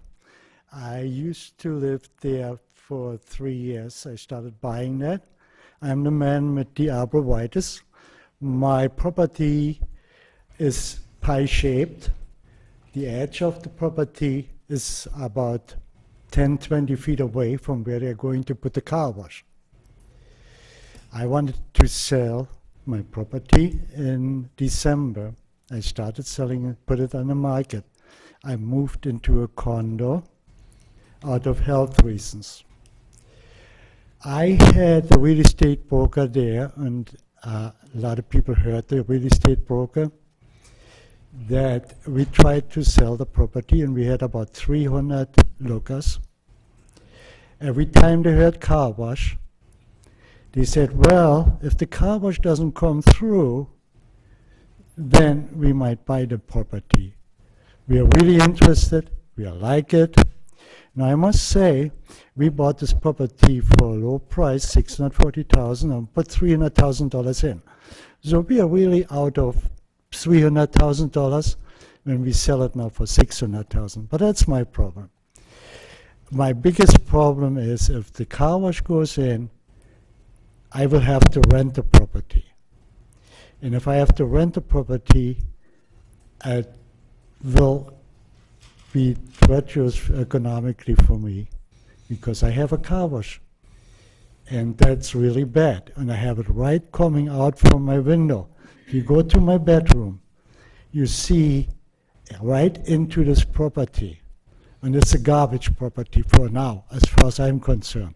It was always there, and I always thought when we moved in there for 3 years that that is going to go away, and something decent is going to go there. Not to say that it's not decent. I must also mention that I'm a owner of Lake Forest property for many, many years, about 20 years. I lived in the Academy Woods area for 10 years. Then I moved to Florida, and then I came back. This is how I bought my property. And if you put up something there, you're destroying a livelihood of a lot of people. It's a beautiful area. There are nice houses, nice neighbors, quiet streets. People, we don't have a sidewalk. We don't need a sidewalk. Sometimes traffic comes through. When the car wash comes in, we will have a lot of traffic coming through the neighborhood because it comes out on Everett Roads and pulls into Marlene Drive. Once this pulls in, a lot of people walking the streets there, the fronts and the, Marlene Drive, well, they won't be able to do this anymore. The Mr. neighborhood. Schwartz, I don't want to interrupt you, but if there's anything that you have comments with regard to the design, I would focus I your am concerned comments on that, about please. about the windows, and I understand the windows can be replaced, and I don't think that I should. And I also concerned about the arborvitae, which I planted there 3 years, and I talked to a landscaper, and he told me that I can take them out. So I would like to know from somebody what's going on, from somebody who can tell me, since I'm going to be a neighbor there, directly from the car wash, somebody gets in contact with me and tells me what and what I cannot do. Thank you. Thank you.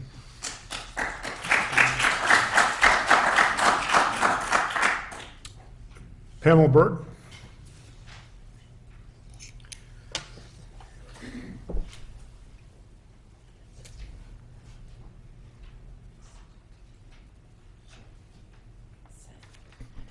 Thank you for letting me address the board and our neighbors and friends. I'm Pam Bird. I live at 1154 Lynette, and that's in the Colony Square area, so just a little bit to the south. Mostly I'm concerned about, and we talked a lot about it already, so but I was calling it the pavilion, but I believe you're all calling it the canopy. So the roof over the gas tanks where people will be filling up. One thing that I've always felt about gas stations, they're so darn ugly, and part of their ugliness is always these flat roofs over the gas station, the gas tanks. The building, I know, you've raised it up and it's got a sort of the peaked roof that's nice. Would it be possible, to have like a peaked roof on that canopy? I don't want to complicate it because you're already talking about all the 14 feet and so on, but I don't know. I mean, flat roofs are hard to maintain anyway, they always say, but if it had a peak and it matched the main building, maybe it would be a little less of an eyesight. I feel like that is one of the design features that I hate about the project. I went by your car wash down in Northbrook last Thursday afternoon. I have to admit, I was really amazed. It was very, very crowded. I think it was a nice day. But there were a lot of people. But again, the canopy there is flat and in front of the main building, and it's just very unsightly. I guess, and when we're in Lake Forest, we get used to things being as nice as possible. So I just wonder if anything can be done to that light, and then of the roof line. And then the other thing, I don't think I totally understand the white part that I think you're referring to, like the fascia. So the roof itself has like maybe 18 inches of white edging. Is it, okay, what is that material?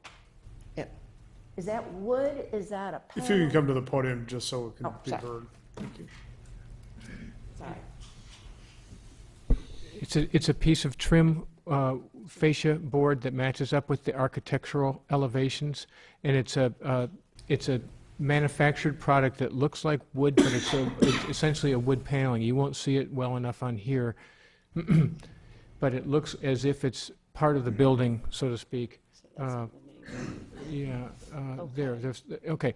The idea is it matches up. You can start to see the patterning of the panelization here. Yes. That's in essence the canopy. Does that match the canopy that's on the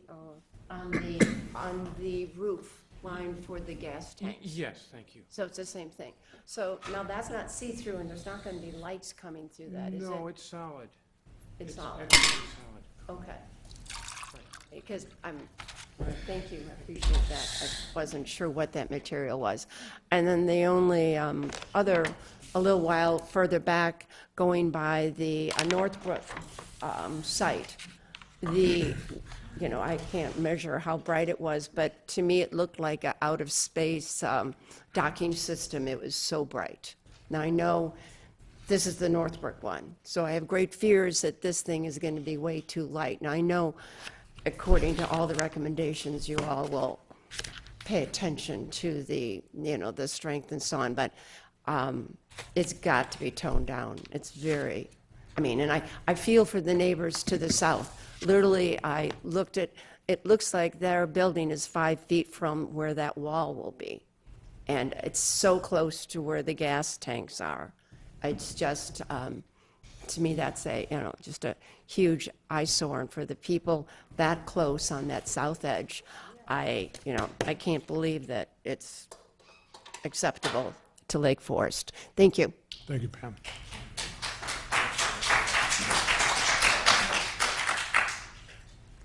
We've addressed everyone who identified that they wanted to speak. Is there anyone else in attendance who wanted to come forward? If you could, one at a time, just.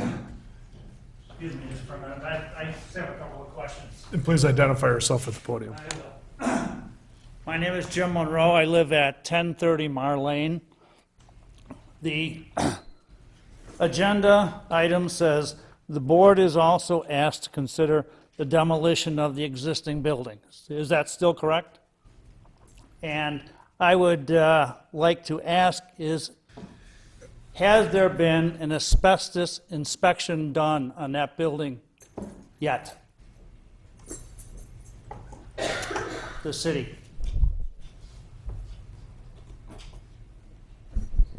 Mr. Chairman, do you want me to answer now or? Well, I think the during staff petitioner rebuttal? probably should answer that. So,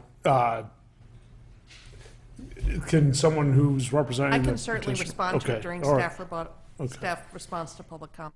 Okay. Okay.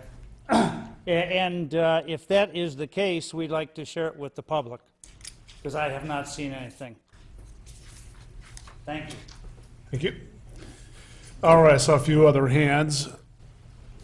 I think I saw you gentleman in the black here first, and we'll get to everybody, so.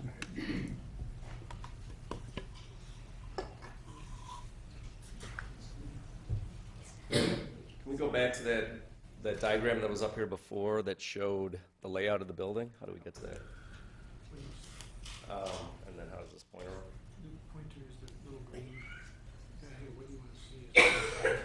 I want to see the, Site plan? yeah.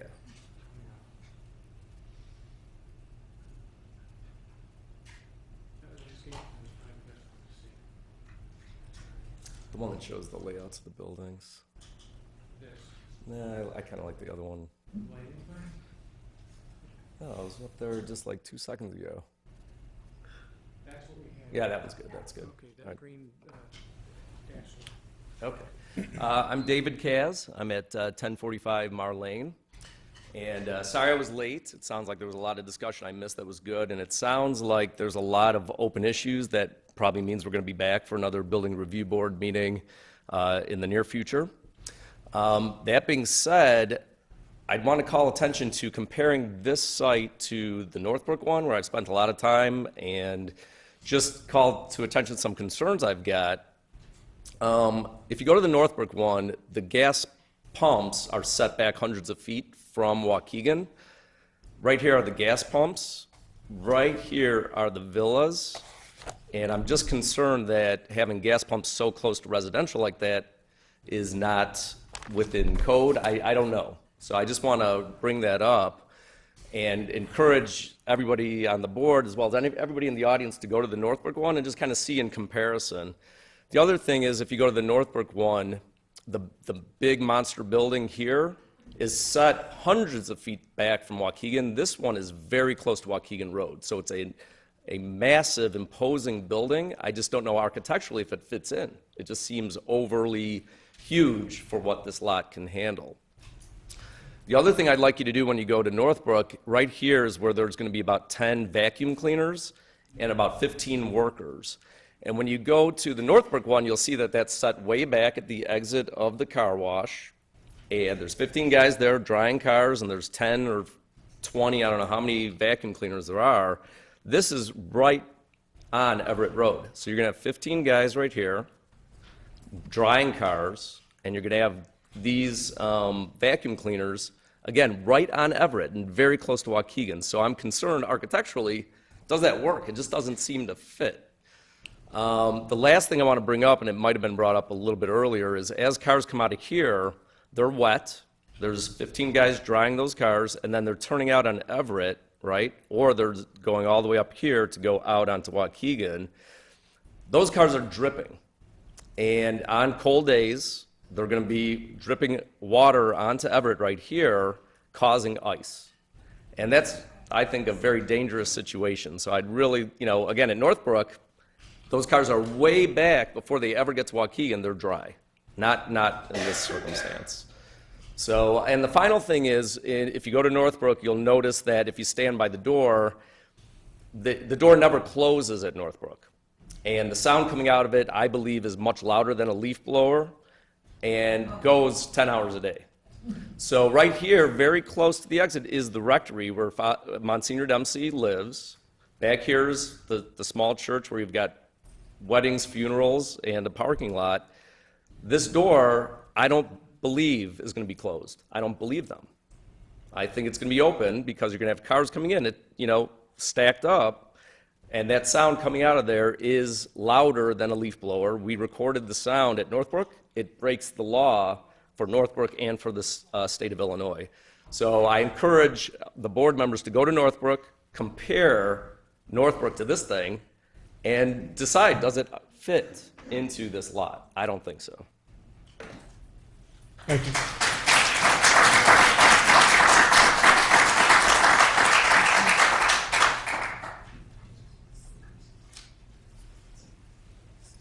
Hello, my name is Jill Kaz, and I'm at 1045 Marlene as well with that guy.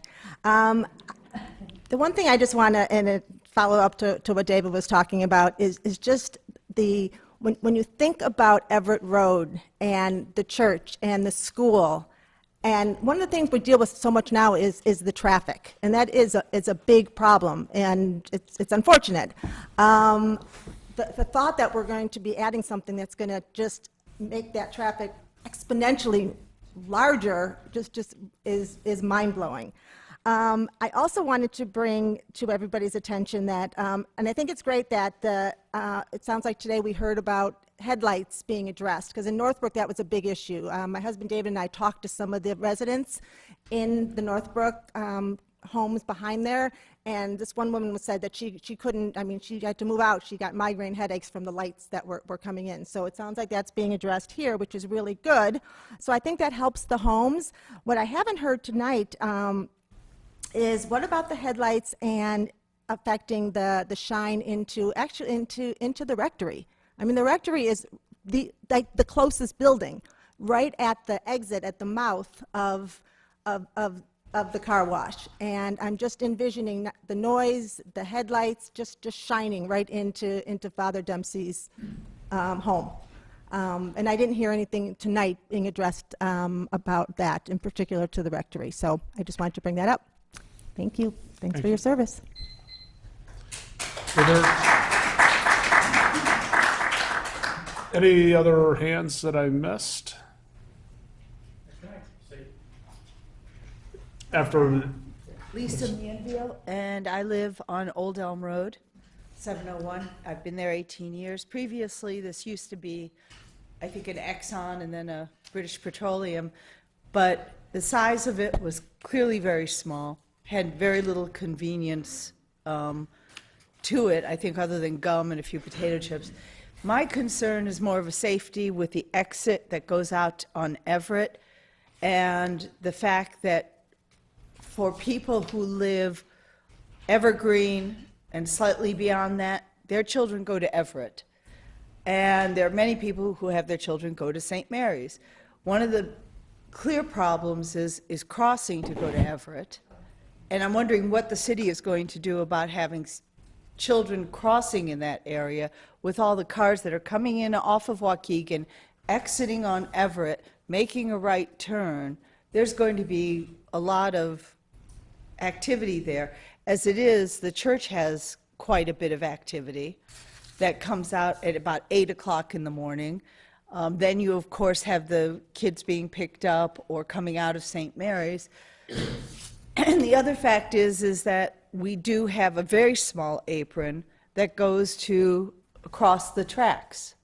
And we're going to have a continued problem with the tracks if there's a third rail that continues.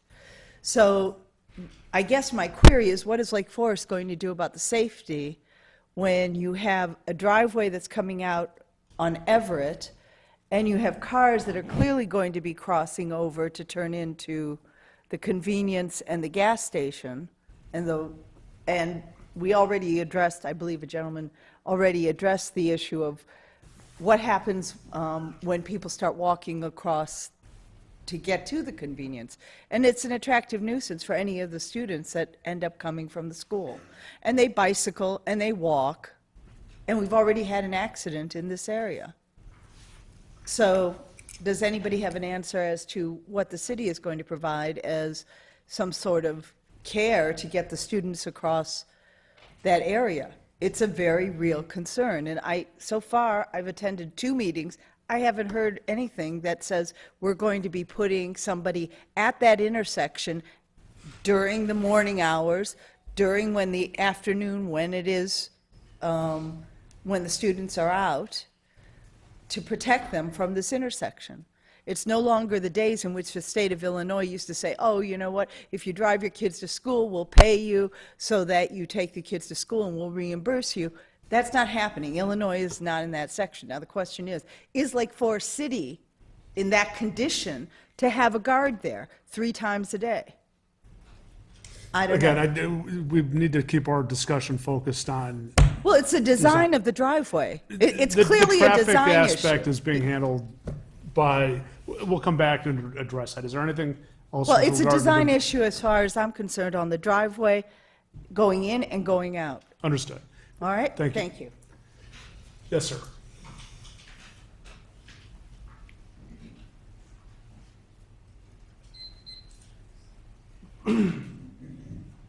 My name's David Weinstein. I live at 1111 South Waukegan Road. And I've been here for most of the meetings, and I've heard this before and that before. But today, the one thing that hit me was Mary Ann Redding's statement about the windows of that building. And I think most people in Chicago have been to the Art Museum. Most people have probably been to the Art Museum. And that picture, when I looked at it, reminds me of Edward Hopper's diner. And I mean, you're putting a lower East Side diner on the right at the corner of a Lake Forest street, and I thought, it's been bothering me for a long time. I didn't know how to express it until she brought up the idea of the windows. And then I said, a diner. That's all. I just want to end by saying a diner.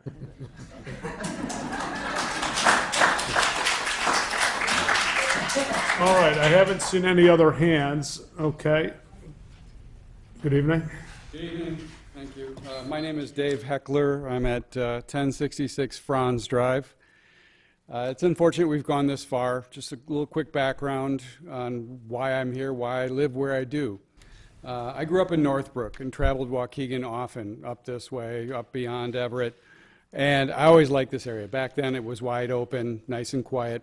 Calico corners, little gas station, little body shop. Fast forward 20 years, I'm back in the area. I'm living in Winnetka, raising a family. Travel this area again, very pleased, very responsibly developed. You got the McDonald's was beautifully done. It's a McDonald's, but it was really well done. You guys took them to task and made sure that it fit in with Lake Forest standards, much like the McDonald's in Winnetka. I think they're allowed to have a 60-watt bulb out there. Very low profile advertising. Fast forward another 20 years, it's the next step in my life, downsizing, and I look specifically in this area because of how much I liked it, and looking for that little lower hassle living. So we live in the chateau in a townhouse, and it's been great. Moving in, I knew that there could be a gas station there again. But a mega car wash? No, that I didn't see coming. And we got told buyer beware by someone on the planning commission, and frankly, I think we're all offended by that. I'm asking you, the Building Review Board, to keep your high standards for responsible development. If this goes through, I urge you not to lower standards one bit, not to let one more sign, one more lighted sign, and thank you for the windows, no advertising in the windows. No 2% homo, as they used to say on the signs, no 2% milk, for $1.29. That's not the look we want coming into Lake Forest. Like everyone else here, a 10-foot brick wall in keeping with the surrounding architecture and buildings in West Lake Forest. Landscaping should be world class. If you want to stick a car wash next to a bunch of residents, you've really got to do it right. A street light at Franz and Waukegan. There is no street light there. The city has not put one there. It's a dark corner, and in keeping with the architecture of the area, it should have that same decorative look as the streetlights that are up at that intersection. I'm concerned, I will say this, is maybe about them being good neighbors. This is why you've got to hold them to task on design. They haven't reached out to us. They haven't come to us about what can we do. They said they've reached out to neighbors, I think maybe to the commercial property. I'm very concerned about them being good neighbors if we have problems going forward. My prediction, if this goes through, it will not be enough traffic for this business. We're not that busy there. It will not be enough traffic to be viable for you guys. But it will make our lives miserable. You will lower our property values and make life difficult for us. Thank you. Thank you.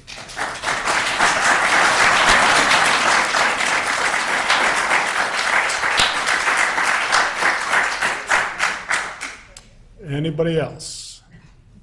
Okay. All right, I hear and see no other public comments for the evening. I would like to invite the petitioner back up to the podium if there's anything specifically you'd like to address, and then Kathy, if you could fill in with any additional comments from your perspective.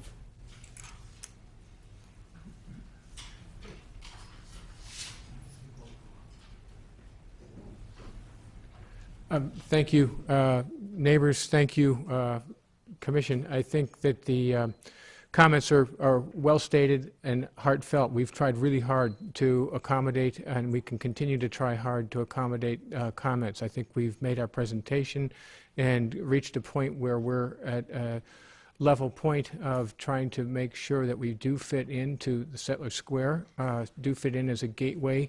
I take consideration of the landscape and the intensity of the landscape is a very important element, as well as the architectural style, the traffic and circulation.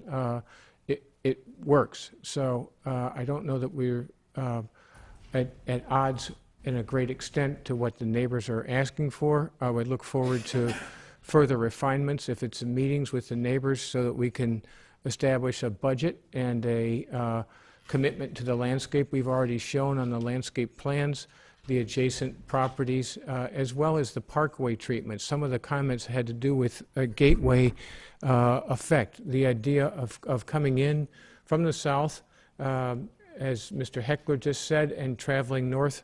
You know, we begin a transition, a one-story building with parkway landscape and streetscape along the Waukegan Road corridor. It very much has the consideration of a gateway effect, and we've landscaped out into that parkway for that very purpose, not just kind of landscape within our own property boundaries, but we've gone into that IDOT right-of-way to make that transition from one story, and as you get into the intensity of Settler Square, it does grow up into two-story. There's a sequence to that. So I think that there's thinking that's been given to this that we're not at great odds with. And I look forward to further refinements. Mike Goldman might have a couple more comments. I don't think it's helpful to sort of engage in every single question, but I will state, just to be very clear, we had several neighborhood meetings that we invited the neighbors to. We thought those were really important to have. We had them prior to our very first time we've been here, and we've had them subsequently. So I just want to be clear about that. When there's the question of us not hosting those, we absolutely did. And we've taken so much of what we've learned from our neighbors into account, and it's really, it's made our project better. And we think that it might not be seen as such, but what we've gotten from the neighbors has made our project better. We think it's a highly viable project. We think it's going to be a great neighborhood addition to the neighborhood. And we've been doing this for a long time. This is not our first show. So we really do appreciate the comments, and really the passion of the neighbors is great. We think that's important. If there are any other particular questions that anybody raised that you all want to inquire about more, we're happy to answer those also. Thank you. Kathy, I think I heard two things that in particular that I'd like you to speak to. One being traffic analysis around the site, even though, again, that's not really what we're focused on. If you could just speak briefly on that, as well as the concerns that were raised over demolition and potential remediation needs that may or may not be present. Sure. Traffic studies were done and were submitted to the Plan Commission. That has been some time ago now. The preliminary engineering plans for the project were also submitted to IDOT. IDOT granted preliminary approval. IDOT has not granted final approval, and that will not occur until final engineering plans are prepared and submitted. There has not been discussion about a crossing guard at the intersection. There are currently plans underway to do some improvements to the intersection. Currently, there is traffic at that intersection. It is complicated by the location of the railroad tracks, but there has been a focus on traffic. I can't speak specifically to any particular actions that will be taken or that were discussed with respect to students crossing the railroad tracks or the intersection. With respect to the demolition, I did neglect to mention that, but part of this request is approval of the demolition. You do have demolition criteria. The building has an interesting history, but appears to meet the demolition criteria. Before any permit is issued for any building in the community, an asbestos assessment must be completed and remediation must be done. Certification that the remediation has been completed must be submitted to the city before a permit is issued. Assume that extends to any underground storage tank removal as well. Any underground storage tank removal would need to comply with state and federal regulations, and proper permitting and inspections would need to occur. I don't know that an asbestos assessment has yet been done. My guess is that it probably hasn't, because they are not filing for a demolition permit at this time. I can also clarify a few other points that were made. There were some questions about the automated doors at the entrance and exits. There is a condition that was recommended by the Plan Commission that the door shut between every car. So that is a condition that appears in the ordinance. The City Council obviously has not taken final action, but that is a condition of approval as it stands today. There was a comment, actually, I was going to, in summarizing my comments, mention the care that this community took in both reviewing the McDonald's petition, although that building is no longer here. That was a McDonald's that was very carefully considered and crafted in a unique way to be consistent with the character of the community. The same thing happened with Chase Bank. Chase Bank initially came in with one plan for a building and actually ended up choosing a different architect and eventually coming to you with a building that is designed in a manner consistent with Forest Square, with consistent high-quality exterior materials, and in a manner that can be adaptively reused.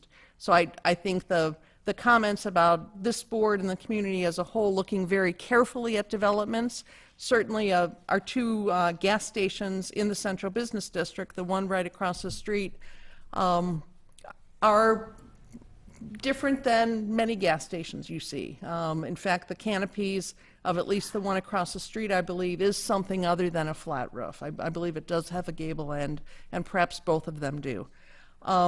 With respect to landscaping, when the board sees petitions, normally you require landscaping to screen, even if it's a residential addition, on the property. So it is a unique situation where the landscaping that, if it's determined to be needed to make this use compatible, would need to be on neighboring properties. So again, I don't know what form that assurance takes, whether it's an agreement, whether it's money put in escrow,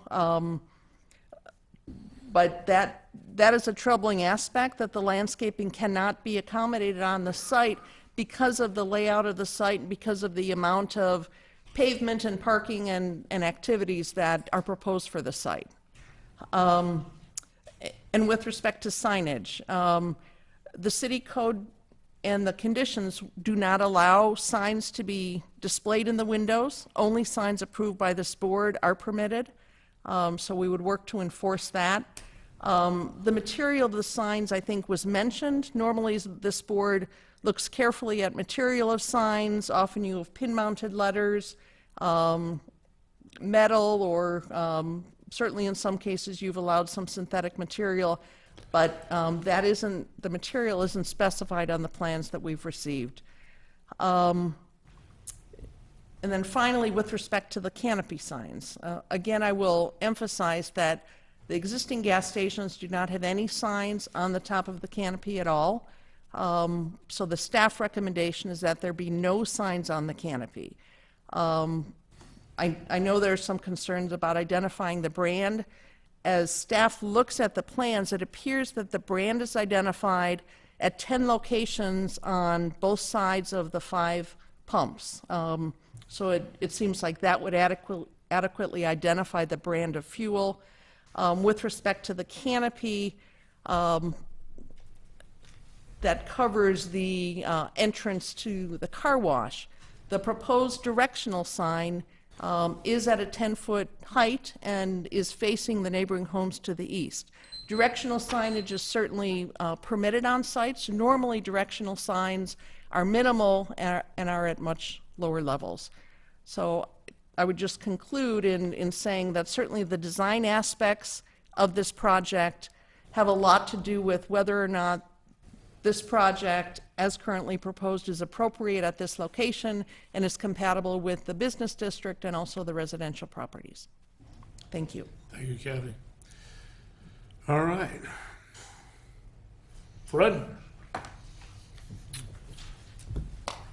Well, our purview is design, and I am taken back to a well-known and esteemed Chicago architect, Louis Sullivan, who said, always think of the next larger context. And what that, bringing that here to this project, for me means that our consideration, everyone's consideration of design is not limited to what happens between the property lines. Although there are lots of issues there, and they've been, certain of them have been addressed tonight. So, but thinking of the next larger context, first of all, I think there has been a good faith effort to recall the features of the commercial district areas to the north, in the facade and the treatment of the building, its roof lines, its materials, columns. So it's a good faith effort to bring a character that's similar to other buildings there. But at the same time, and this is perhaps related to the use, I am not satisfied. I'm going to go to Northbrook tomorrow, by the way, and listen to what's going on there and watch what's going on, and then visualize that I'm doing that, that listening is occurring in Lake Forest, and this is what I'm hearing. So I think that there very definitely needs to be explored further, at least my learning on that topic. But also the gateway issue, I do think that's a part of the larger context that comes with what is designed for this site. And I'm sympathetic to the comments that I've heard tonight that speak to the issue of gateway. This is a gateway site to the church and to the other development that's ahead of it. And so that's part of the concern that I have. There are, again, good faith issues gestures being made. The landscaping proposal that Mariani has put forward here is showing many commendable features in terms of types of vegetation and variety and so on and so forth. However, the landscaping that has to go on other property to screen to the east is something we've never seen before, which is speaking to the fact the site may be too small to accomplish everything that is attempted to be accomplished. They can't have a setback.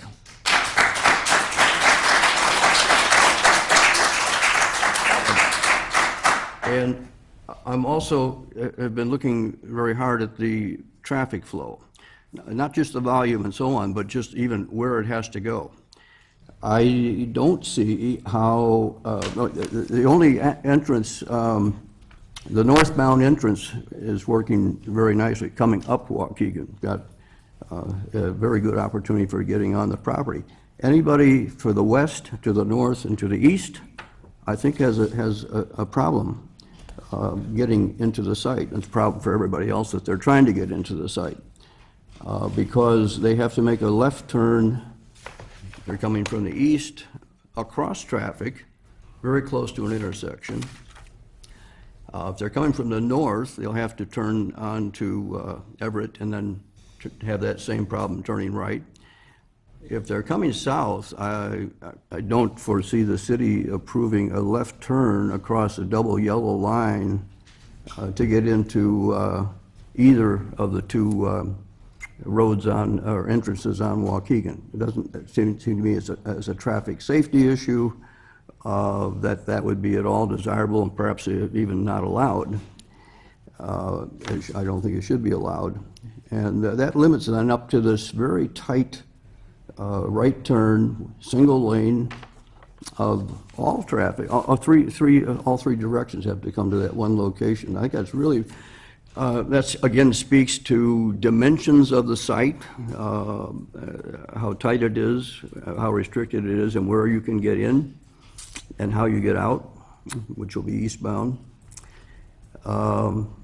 So those are features of the design that are not being driven by the creativity of the designers. They're being driven by the limitations of the site, which also brings with it that they may not be able to be solved on this site.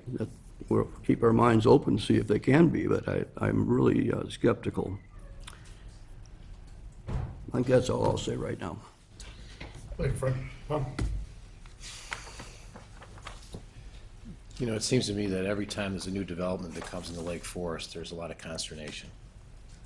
Some people want it, some people don't want it, and then the board. Sure. And then it seems like the population doesn't want any new development in Lake Forest. It's a consistent theme. Hold on. You got to hear me out. And the problem is that we fight, generally speaking, not necessarily this board particularly, but we fight between the person that owns the dirt and the neighbors. And it seems like the neighbors always think that they can control what the person with the dirt does. And to some extent, that's true. And in fact, to some extent, that's why Lake Forest has a planning commission and a zoning board and us, the building review board. But once the planning commission says the use is okay, we're past that. That's already a done deal. We are now stuck with, or whatever you want to call it, the architectural and site design. That's it. We don't talk about traffic patterns anymore. We don't talk about use. We don't talk about this life safety stuff related to the children, which are important issues, but they're not for us as a board. So what I struggle with is, now that we have this small set of issues to discuss, I'm looking at the site plan itself and the criteria that's laid out in essence, our ordinance. I'm looking at the elevations. I like the fact it's not 2 stories. I'm looking at the landscaping. That's why I asked if they're going to commit to putting together a budget for the neighbors, because we don't know if the neighbors even want the landscaping. I'm hoping they do, but the developer and the owner of the dirt can't force it on the neighbors. I'm looking at the type, color, and texture materials. They're all fine. I'm looking at the overall site layout. Generally fine. Looking at the lighting. Generally fine. So where does that put a board member like me? That's the problem. I know the neighbors don't want it, but it's a business piece of land. I feel sorry for the neighbors, especially the guys that are within 10 feet of this property, but that's not my position, and it's not issues I'm supposed to rule on or even decide on. These are really difficult. These are horrible, decisions, because you have to deal with this neighbor versus neighbor issues. But I have to say that this particular petitioner has gone out of their way to accommodate the neighbors the best way they can for this site. It was a gas station. The people that moved in there knew it was a gas station. It could be any site, it could be a worse use. But it's a use that's been approved by the planning commission. You can't be mad at us. So I'm for the site. I'm for the development. Thank you, Bob. Chris? Yeah, I mean, obviously, it's an interesting piece of land, and it's why we're here, and it's why it's been sitting there. And, I mean, I applaud the petitioners. There's been a lot that has been addressed and changed since January, so we're making progress. But I've also, heard very, very good opinions and concerns from the neighbors. Some are in our purview, others aren't, and I'm not going to repeat what Bob just said, but, I think it comes down to there are a list of contingencies or guidelines from the city, and we have to make sure that we could get through those to move forward.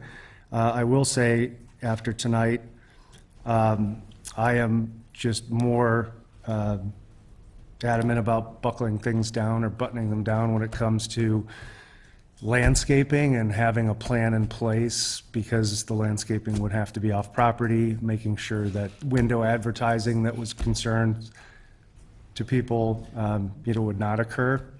And I have to say, traffic is out of our purview, but the apron and the lot are not, and I know that intersection, and it's a big, big challenge if you're going east on that road, and it's a red light. You can't go anywhere if you're trying to turn red. If you're in a rush to get to Starbucks, you got to wait there until the car in front of you goes straight. So that is a big, big challenge, and it's one that I think of, even though it's not cleanly under our purview. So for me, I'd like to think more about the signage and address that, because I think we've made some progress, but that is a big thing here, and I think we need to be consistent with the other gas stations in the city. And then, Fred brought up just the grading and the elevation issues, and I think that's important that we look at that too as a board. I first want to applaud the petitioner. I've said it again. I said it last time they were in front of us. I said it tonight, that in spite of your personal opinions on this, they have really gone to extraordinary lengths for any property owner to meet a constituency that is extraordinarily vocal and against it. The progress that they've made, certainly even before they came before this board earlier this year, they went to extensive lengths to make sure noise and light and everything they could possibly do to turn a very active commercial site and minimize its impact on the neighbors. They went to even further lengths since they were last in front of us. So I can't thank them enough for their energies to that.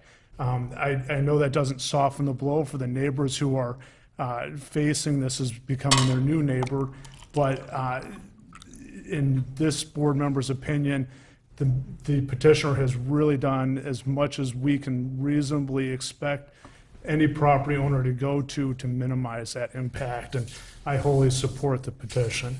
I have nothing else to add. All right, I think I'm going to make a motion to approve the petition for demolition. Is there a second?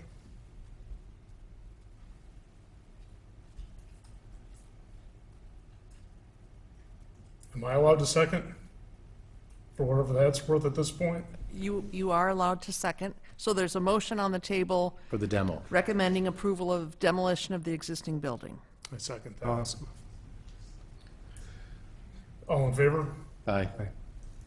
Aye. Any opposed? One opposition. Kathy, we do not have a quorum then to pass that with 3 votes, correct? No, for a vote, you need a majority of a quorum. So I believe the vote was 3-1, so that motion. The fact that the rest of the board is not here, we're fine. The voting is a majority of the quorum. Okay, thanks. Okay. All right, the motion to approve demolition has passed. Do I hear another motion? I move to approve the petition as submitted, subject to the 18 conditions in the staff report, in addition to what we've talked about in the commitments tonight, in tonight's meeting. Also, that the petitioner will come up with a fixed landscape budget sufficient for adequate screening of the south and east neighbors, whether they take it or not. Can you speak up? Sure, you can't hear me? No. All right. You want me to rephrase the motion? I move to approve the petition as submitted, subject to the 18 conditions in the staff's report, with these additional conditions. One, that there includes a fixed landscape budget sufficient for adequate screening of the neighbors to the south and the east, whether they take it or not. That there's mechanical shielding, which we talked about for the south and east property owners on the lighting, which we've spoken about. That the signage complies with the city's recommendations and these conditions and what we'd agreed about tonight. That the grading that we talked about satisfies the engineering department of the city, which is a standard condition. That there's no window advertising that we spoke about tonight.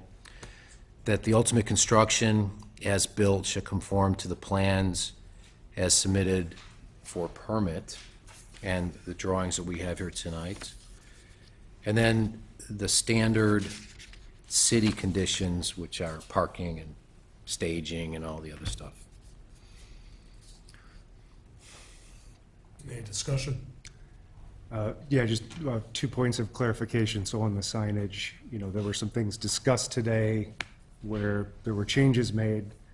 How do we incorporate those into this and just kind of refresh the staff's recommendation? If I understood Board Member Rita correctly, the 18 conditions as recommended by staff are incorporated, so that would be no canopy signage and the wall signage and monument signage would need to comply with the code requirements. Okay. And then the the IDOT traffic inspection is done separately, and That would be required regardless of your recommendation. yeah, right. The project cannot proceed without final approval from IDOT. That was my question. Clarification on the budget for the landscaping, is that a budget or is it incorporating something in an ordinance that would put money in escrow, not only for planting but for ongoing maintenance? My intent with that clause was that the city would agree with the petitioner of an adequate amount of money to be set aside for the screening, and then it'd really be up to the neighbors to use it. But it has to be adequate. And then it has to be maintained, obviously.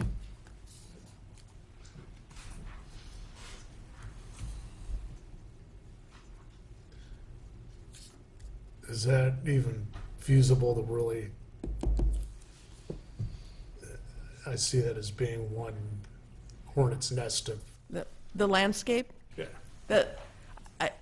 I think if a key to mitigating the impact of this use is assuring that there's adequate landscaping, we're not sure there will be, because normally landscaping is required on the subject property. Again, whether it's an addition on a house or anything else, the landscaping that this board approves is on the subject property. It's not left out of their control. So what my motion is that the money would be set aside for the use by the neighbors on the neighbor property. If But you they- added adequacy and defining that, I can't Right. imagine. I would not leave that in. I would just say some budget will be agreed upon. Yeah, well, that's it. You're basically setting the money aside. So I'll amend the motion to include the cause that the city and the developer will set aside funds for use by the neighbors for landscaping. If the neighbors choose not to, there's nothing we can do about it. Look at the landscaping in Northbrook, there's one skinny tree about 2 inches round on a 4-acre site. One thing I want to point out is we have a 10-foot high fence. Right. I mean, that is the buffer.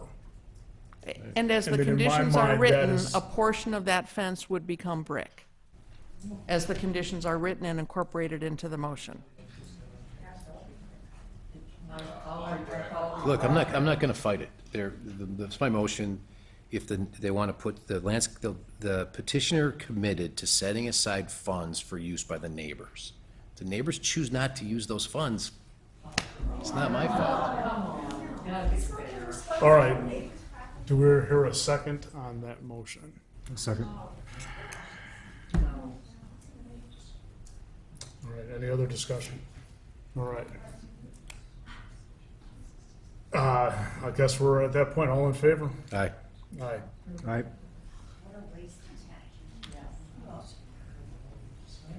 All right. Any opposed? 3 to 1? All right, the motion passes. Thank you. What?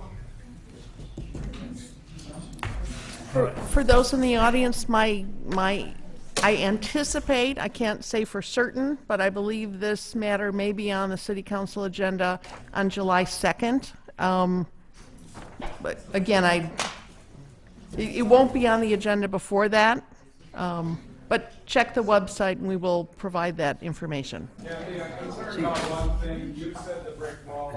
It's too late, and I have no way to be held on that motion or the amendment. The motion as made and as approved includes the 18 conditions as written. That was the motion, with the additional conditions as added by Board Member Rita. So that's an issue. Is it a partial?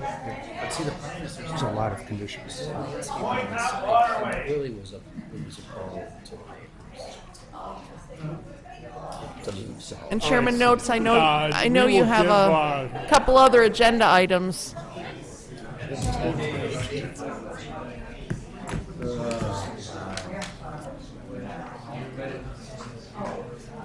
Hey, John, you're next up, so you want to just hang tight until we clear out? I don't need to, but if you want to just use this time to get ready. It's kind of like a biathlon hour, you have to like cross-country ski and then take a breath and shoot my target, if that's what you want to do. You want to follow more petitions like that, right? Are you taking a 5-minute break? I don't think so. I'm not taking a break. I just wanted to wait until we get. Maybe for purposes of the video, we'll take a 5-minute break. Yep. And allow the room to be cleared. Get another drink.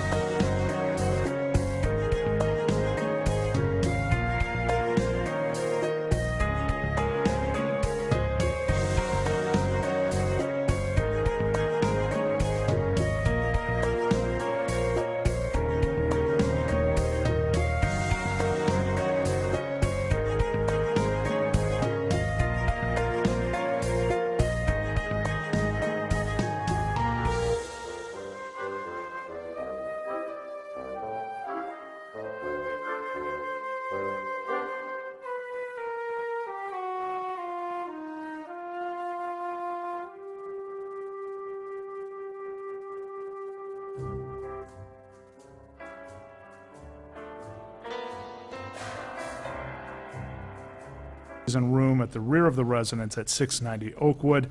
If the petitioner's representative would identify themselves, before we get started, any ex parte communications or conflicts of interest? All right, welcome, John. Thank you, and I'm Jonathan Clare. I'm the architect representing, I just found out his real name is John. He goes by Terry, so I'll refer to him as Terry, and Cindy Simmons. They bought their house recently over on Oakwood. If you look out the window, you might be able to see it. It faces the parking lot. And it was new construction at the time. It's pretty much a rectangular two-story box with a hip roof and a kind of a front dormer in the attic for particular appearance. And it has a front porch. The developer maxed out the bulk, and he did so with his design elements in a front porch for aesthetic purposes, but it doesn't satisfy the client's needs for the privacy, looking out over the parking lot and that John, that kind of hang on 1 coming. second. Kathy, could we ask them to take, either close up the office or? Plat of survey. The existing building is, as I described, pretty much a rectangular two-story box. Second floor, I believe. Roof plan is very simple. It's a hip roof. Some photographs from the property.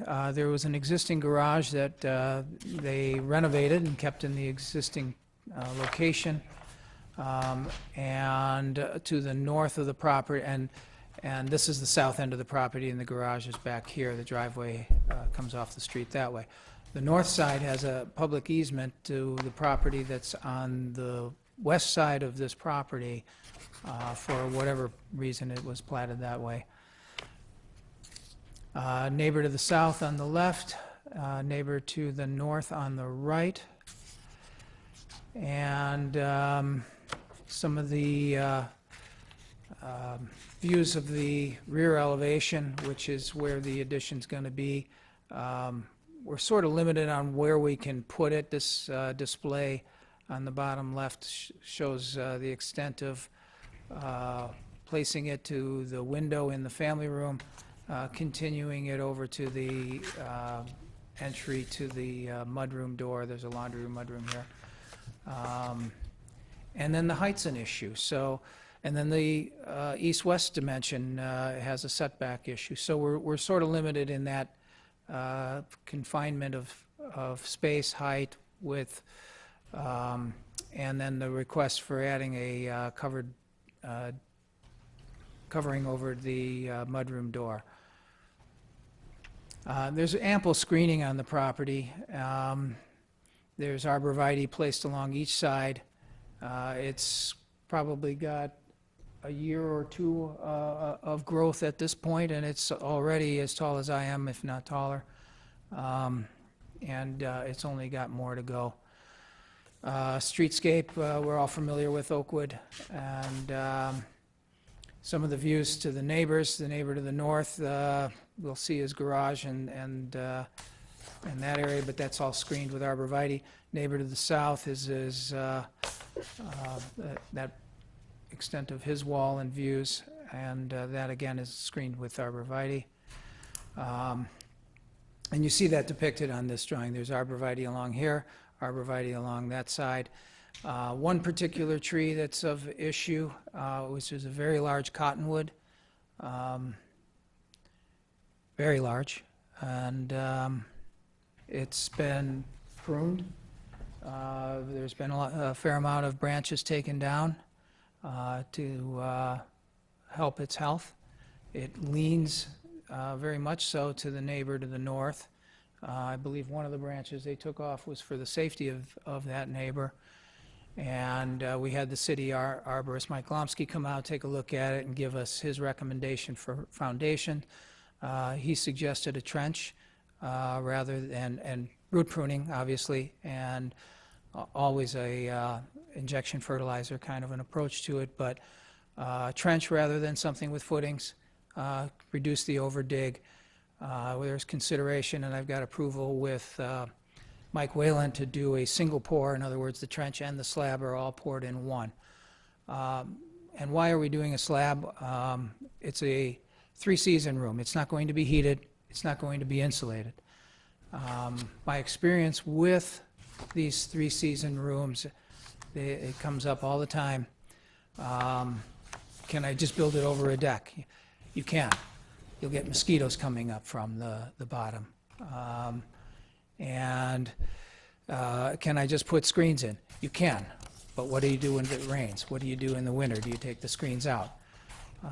So we've got, we brought one of the door units that we plan on using for, I believe there's 8, 9 altogether.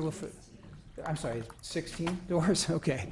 It's completely enclosed in what we would call a screen storm door application. And I can show you that when we get to the elevations.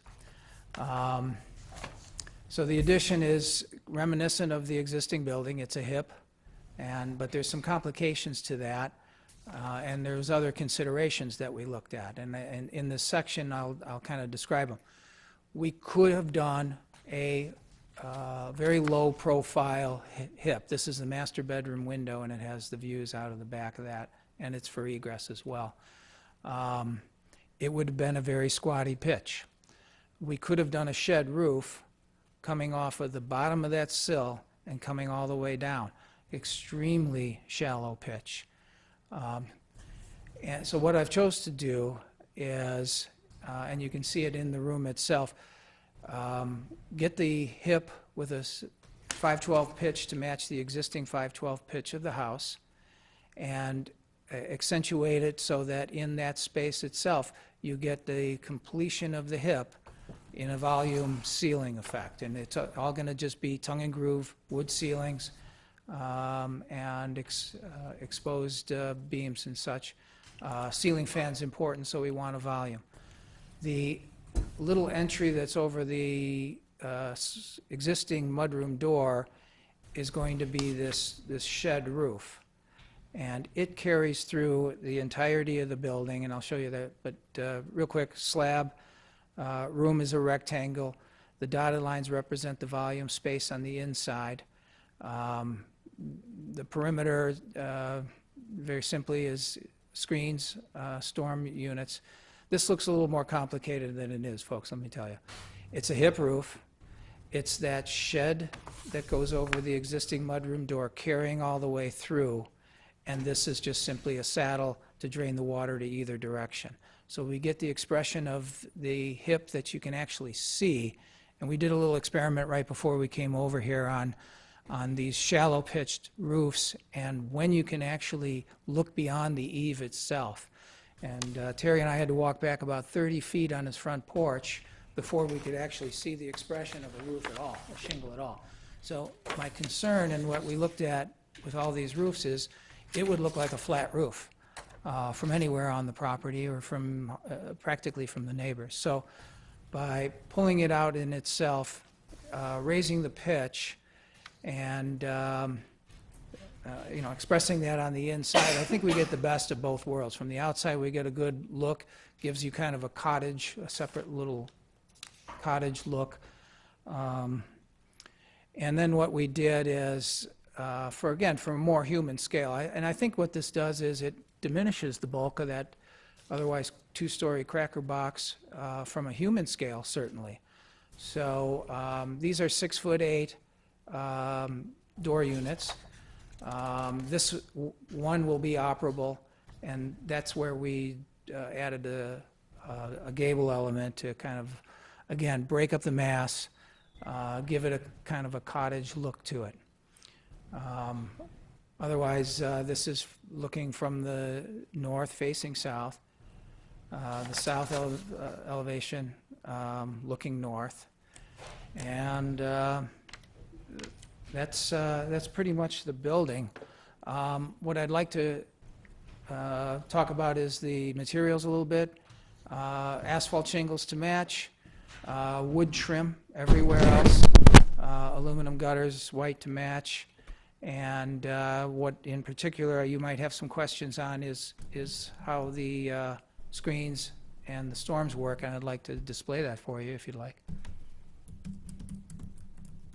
We brought it. It wasn't easy. But what I've done in it's, You're still driving that little two-seat car? no, I didn't bring it in that. No, in fact, we walked it over from his house. So one of the other issues I have, besides the mosquitoes getting in and all this kind of stuff, well, the rain's going to get in my screens, and you're going to be mopping up the floor all the time. So what this does is it allows you to slide this on down. The screens are here, but when you pull this up, the screens roll up in this mechanism, and they got completely clear glass. So you don't have to take the screens out, find a place to store them. You can close it up when the weather looks bad for an hour. You close it up. When you want to come back out again, you can slide the screen down. I've done this on buildings in Lake Geneva and in Mundelein. Both had homeowners association. One was Adele Webb, the other was Geneva National. They got approved, and what was nice about both of those is they were elevated off the ground because they were sloping sites. You don't have to put a rail in front. So by virtue of this being rail height, you don't have to add a secondary rail. If this were all screens all the way down, you would have to add a rail around the whole building. So, and what's nice about it too is kids aren't pushing on it. They've got a big black lab. He's not scratching on it. And I think it gives them a good look, and it's got a nice molding trim. It's got a nice panel trim on the bottom. I don't know if you can see that. But it is heavy. It's composite, it's metal, it's maintenance free, and we're just letting those in. So this is the door, all the window panels? That's everything. That's the door and the windows. We're buying one hardware set for, or actually two. There's one that goes off to the side of the porch, and then there's one that goes off to the back. So we're getting these door slabs, and then we're getting two with hardware, the one in the back, one on the side. And the trim's all going to be white. The trim's all going to be wood. I think it definitely satisfies the way they want to live their private life in the backyard. And I think the scale is such that it diminishes the human scale, or the mass at least. It provides a more human scale to the backyard. Currently, there's an existing brick patio in the same location as the addition. We're just going to simply pull that out, reassemble it. It's brick, so you can take them apart and reset it. And I'm happy to answer any questions. Keep it simple. Thanks, John. Kathy? Thank you, Chairman Notes. This project is before you because a building scale variance is required. If it was within the allowable square footage, it likely would not come before you because it's not visible from the streetscape. This home was recently built. The board does not grant building scale variances for new homes. A rear porch was not proposed at that time. Certainly this porch does help to mitigate that stark two-story mass of the rear elevation. Mr. Clare mentioned the cottonwood tree. Great lengths were taken to protect that tree during demolition of the house on this property. So we would want to be very careful with extending that brick patio that's currently in the footprint of the addition further out. So we would want careful review by the city arborist and a determination of whether or not that patio would impact that tree. Certainly don't want to do anything to diminish that. Looking for board input, Mr. Clare talked a lot about the roof element. Would simplifying the roof, removing that rear-facing gable, help to minimize the appearance of bulk from the backyard? Interested in your input on that. The proposed three-season room will likely not be seen much at all from off the site. You do have findings in the staff report in support if you choose to recommend approval. Thank you, Kathy. Mr. Byers? So just to clarify, the view from the back, there's a fence, right? There's a six-foot stockade fence, and it faces the neighbor's garage, Okay, so basically. you can't see anything unless you're really on the site. No, you can't, well, it's little. it's a 6-foot stockade fence. Okay. There is landscaping there, there's a couple big trees, and there's stuff that was planted on your property that maybe hasn't had a chance to grow beyond where it is today, because it's a new construction more or less. But my guess is there'll be ample landscaping on your side ultimately, and he's got some too. Okay. Any proposed lighting that would maybe affect the neighbors that would go on the new structure? No, I don't think, and if we do, we understand the Lake Forest standard for coach lights and the protection from either a frosted glass or seeing the light source if in a downward lighting source, but we don't show any at this point. Okay, and then just one question on those windows look relative to the windows on the house. It looks like, I mean, they are similar in pattern. I know they're different in They're dimensions. double hung. They don't have grill patterns, but this would be considered, I guess, a double hung, actually a single hung because the bottom one doesn't lift up, but similar but without grills. Yep, okay. All my questions. Yes, Chris. I've got a bunch of questions, but how are, just as, I'm curious, how are you going to attach those to each other? Oh, there's about Is it like kind of a metal 2x4? framing. Oh, you're going to use wood framing? Each one has a header. I got it, okay. Each one has about 3 or 4 2x4s. And then there's cedar trim butting it into it. So Okay. it's like butting a window into a whole series of headers and cripples. So you're framing out a bunch of windows? Framing out a bunch of windows, but since it's it's not a heated insulated space that has some potential for elements to get in and all that kind of stuff. We're trying to keep it maintenance free. It's a very complicated roof form, and I think It isn't, it isn't. No, I can describe how it isn't. It solves the problem, but on first blush, you look at it, it's really complicated. I know. Can you turn the house so that you can see the front porch and the back porch at the same time? You have one of your pictures, looks like, there you go, yeah. So what I'm envisioning is your neighbors looking at this and saying, oh boy. What would help is if the furthest rear gable is eliminated. I mean, there's a lot of angles in there. And to be perfectly honest, there was a neighbor that complained about the fact that it was under bulk when it was built, and 2 years later, all of a sudden, we want to go over bulk. And I'm sympathetic to that, but I'm also really sympathetic to, you heard my little spiel before, I'm sympathetic to property owners' rights, in the sense that if it doesn't impact your neighbors, it's okay. I think this multi-planed roof form is a visual effect on the neighbors. And I think I'd be more comfortable if it was simplified. When I looked at the front porch, you can see the plane of the front porch there. Mhm.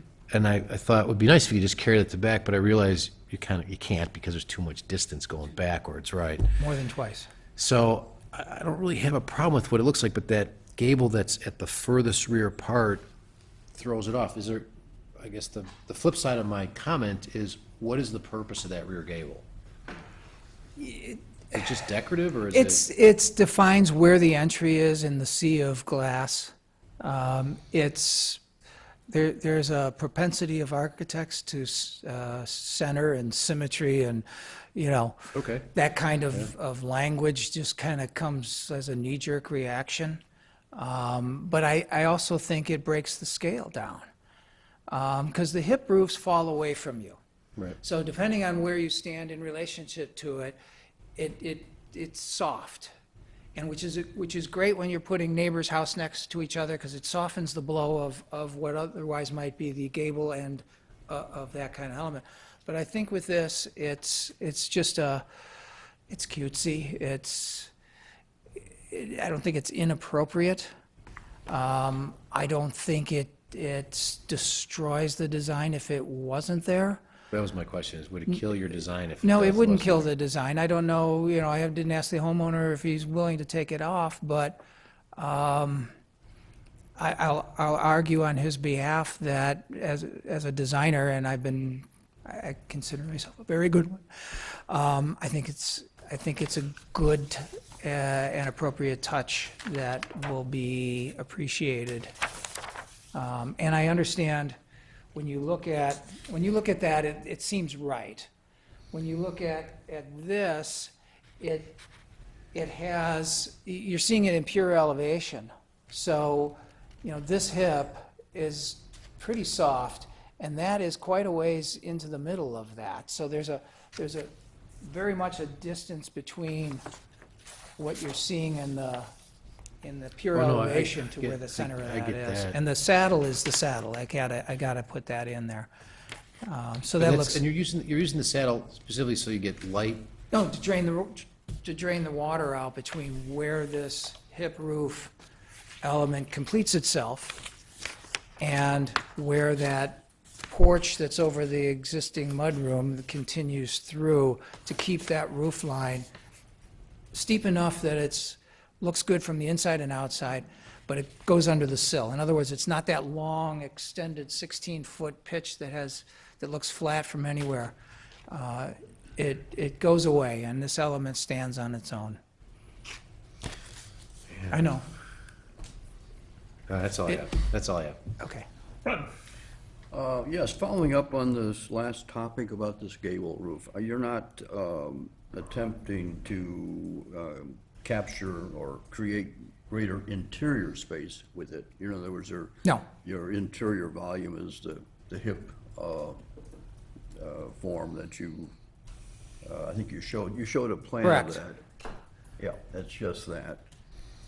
Well, I think it contributes. I can see how, looking at it in elevation, it looks imposing, but as you point out, it's falling away and when in the actual viewing of it on the site. And I do think it breaks down the scale of this big block of a house, large surfaces, large, high mass, and it helps to break that scale down, and it's one more touch in bringing it down.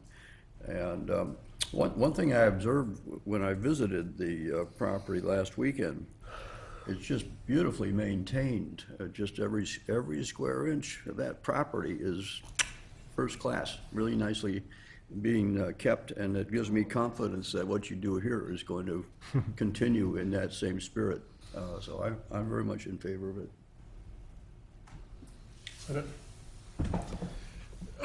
John, I am really struggling with your roof. You know, I think you've got, you know, we're already looking at going 13% over bulk.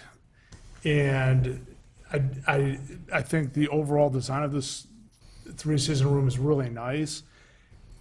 But a flat or your minimal pitched roof, just a nice flat standing seam roof, is all you need, and it makes it look much more clean. It's a very simple house, and this three-season room suddenly becomes a much more complicated structure when it's supposed to be an ancillary structure to a simple house.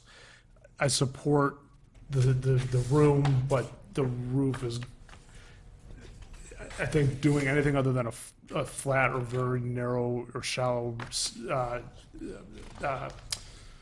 slanted roof is. Can I gotta do. respond to that? Yeah. By having this pitch come up high enough in the center of the space, we can do a ceiling fan that's high enough that it's not imposing to the people down in the space. And in doing that, we're able to lower the plate height. If we were going to do a flat roof, we would have to raise that up at least another foot to have a ceiling fan that came down that wasn't, you know, right on somebody's head. So the expression Well, do you have the ability to go a foot higher? Well, with a flat roof, we certainly do, but now we're adding a greater band above. This is the limit of these doors. They're 6'8", and we're trying to hold that band between the window, the header, if you will, the eave, to a minimum. So it was a conscious effort to diminish the bulk. In fact, the first time I met with him, I said, well, what if we did a flat roof and you came out of we changed your windows in your bedroom to doors, and you came out and you had a rail, and you can come up there and sit up there and all that kind of stuff. Then the idea that we're sort of got a short step down into the space. They've got 9-foot ceilings, and we're going to be up 10 feet. It didn't seem right. And then the rail, that kind of thing. It didn't seem right. So Well, I mean, there are a lot of other products other than this doors options to do that height. I mean, I know you found a door you really like. I would rather make a higher room with a slanted pitch roof than that. It's just much too much complexity on that house. I don't have anything else to add. Anything else before we open it up to the floor? All right. Would you like to opine? All right. All right, I come back for discussion. I'm sympathetic to wanting the room, and I'm okay with the room. I'm having real trouble with the roof. And it's the neighbors are gonna see it, and I understand the solution. There's definitely the solution for what they wanna do from the interior, but the exterior is very, very, very creative to get the solution, which I have to give them a lot of credit for. Just looks really odd. It's a great solution, but it ultimately looks odd. Brett, anything else? No, I'm going to follow up on what we've been talking about. The roof slope on the porch on the front is not the same as the main roof on the house. It's a lower slope. And it might be useful to take a shot at matching the front porch slope rather than the big roof slope, which would respond to some of the concerns that have been voiced. And I think it would be intermediary between going to a flat roof, still maintain the interior volume that you're picking up. I think is a very nice feature for the owners as they progress from their house out to the porch. You arrive to a space with its own volume. It has a sense of a destination that you've arrived to. If it's a flat ceiling, just it keeps going. You just ran out of house when you get to the wall. You didn't know you arrived at anything. So in that spirit, and I'm not saying that would then make it acceptable to me. I might still like the version you have right now, but it would be interesting to look at what you get if you reduce that slope and match the front porch for the slope. You really don't even need to match the pitch because it would be virtually impossible to see both those roof pitches in one viewing. Mm-hmm. You could have you can get your ceiling fan by peaking the roof running in east-west, and having that peak running east-west at a different pitch and just completely simplify the roof without making it flat, and then you achieve the space you need for that ceiling fan.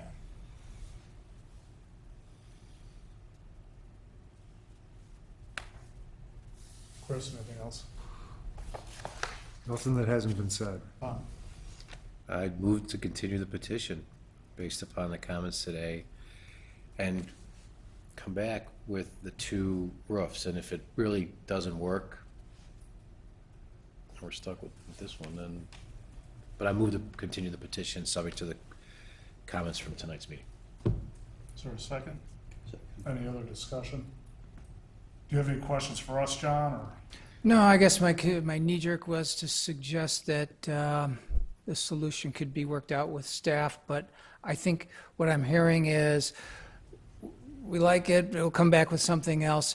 You're saying gable, you're saying hip, and I'd like to I'd like to come back again and show you what a gable looks like, what a hip looks like, and the ramifications of either oversimplifying it or creating a gable that just simply looks too squatty. Probably, maybe too squatty in elevation, in pure elevation, but not in reality. I'd like to study it a little bit more and come back to the board if that's okay with you guys. But other than that is the consideration for the materials, the size, the idea behind the fact that we're a bulk overage. Everything else seems to be acceptable, and we're returning for, as your motion said, roof alternatives. Yeah, well, it's really to continue, I don't want to limit it because I can't prejudge the board's decisions in a motion. It's really moving to continue it based upon the discussion tonight. But nobody here has an issue with the bulk. Because I don't want to come back and then I find there's don't. another. No, I can say I don't. Nobody here has an issue with the bulk, so it's, let's refine that roof. And I know we've got a motion pending, but Kathy, I mean, is this the kind of thing that you think a little subcommittee just to help them keep? Is it a simple enough thing that we know it if we see it? I think I just heard Mr. Clare saying that he would like to approve a point one way or the other. Well, I don't want to waste time and come back again with another 4 hours waiting for. No, if it could be done at staff or a subcommittee, if you want to choose a couple of players to come and try to keep this off the board. That would help you go faster and not reintroduce new board members who aren't here. But Kathy, what do you think? You know my reputation It's working your with call. you guys. So. Obviously, arranging a subcommittee can sometimes be difficult. It would be one of, or two of the 4 members, so it's whatever the board is comfortable with. Before we vote on his motion, how do you guys feel about a subcommittee? Or would you rather see it? I'm not, I never have a problem with it. If people want to do it, I think it's great. Fred? Is that a volunteer right there? No. Well, I always I've have got too much going volunteer on. from any Well, I tend to think that it's not as problematic as the drawings make it appear to be, because you're seeing drawings in a very, So John wants you on the subcommittee? Yeah, right. All right, I think it's best we bring you back, then everyone sees it. But you have the direction of the blessing on the mind, we are of like mind to go with the bulk, so. All right, so we have seconded the motion. All in favor? Aye. This is for the, yeah, aye. To continue? Yeah, aye. Fred? Aye. Any opposed? All right. We will see you We again. will put you first on the agenda. Thank you. I look forward to the challenge, John. yeah, leave the door. Yeah, leave the door so you can tell You them. don't have to carry it back, you know. It's kind of a neat concept with It the. is, I've with never the- seen it. with How long has its- that been around? You know, I found it about 2 years ago. It just totally fit the bill, Yeah. and using it. I just did one of those skylight shades from Velux. It's a slick idea. It's got it's solar Good luck. controlled. It's really the neatest thing. It's just, I put it up there, it took me like a half an hour. to Thank install you, it. John. That's cool. Yeah, it's radio controlled. All right. Well, to our most patient petitioner of the evening, last item on our scheduled agenda is consideration of a request for approval of a duplex at 2 attached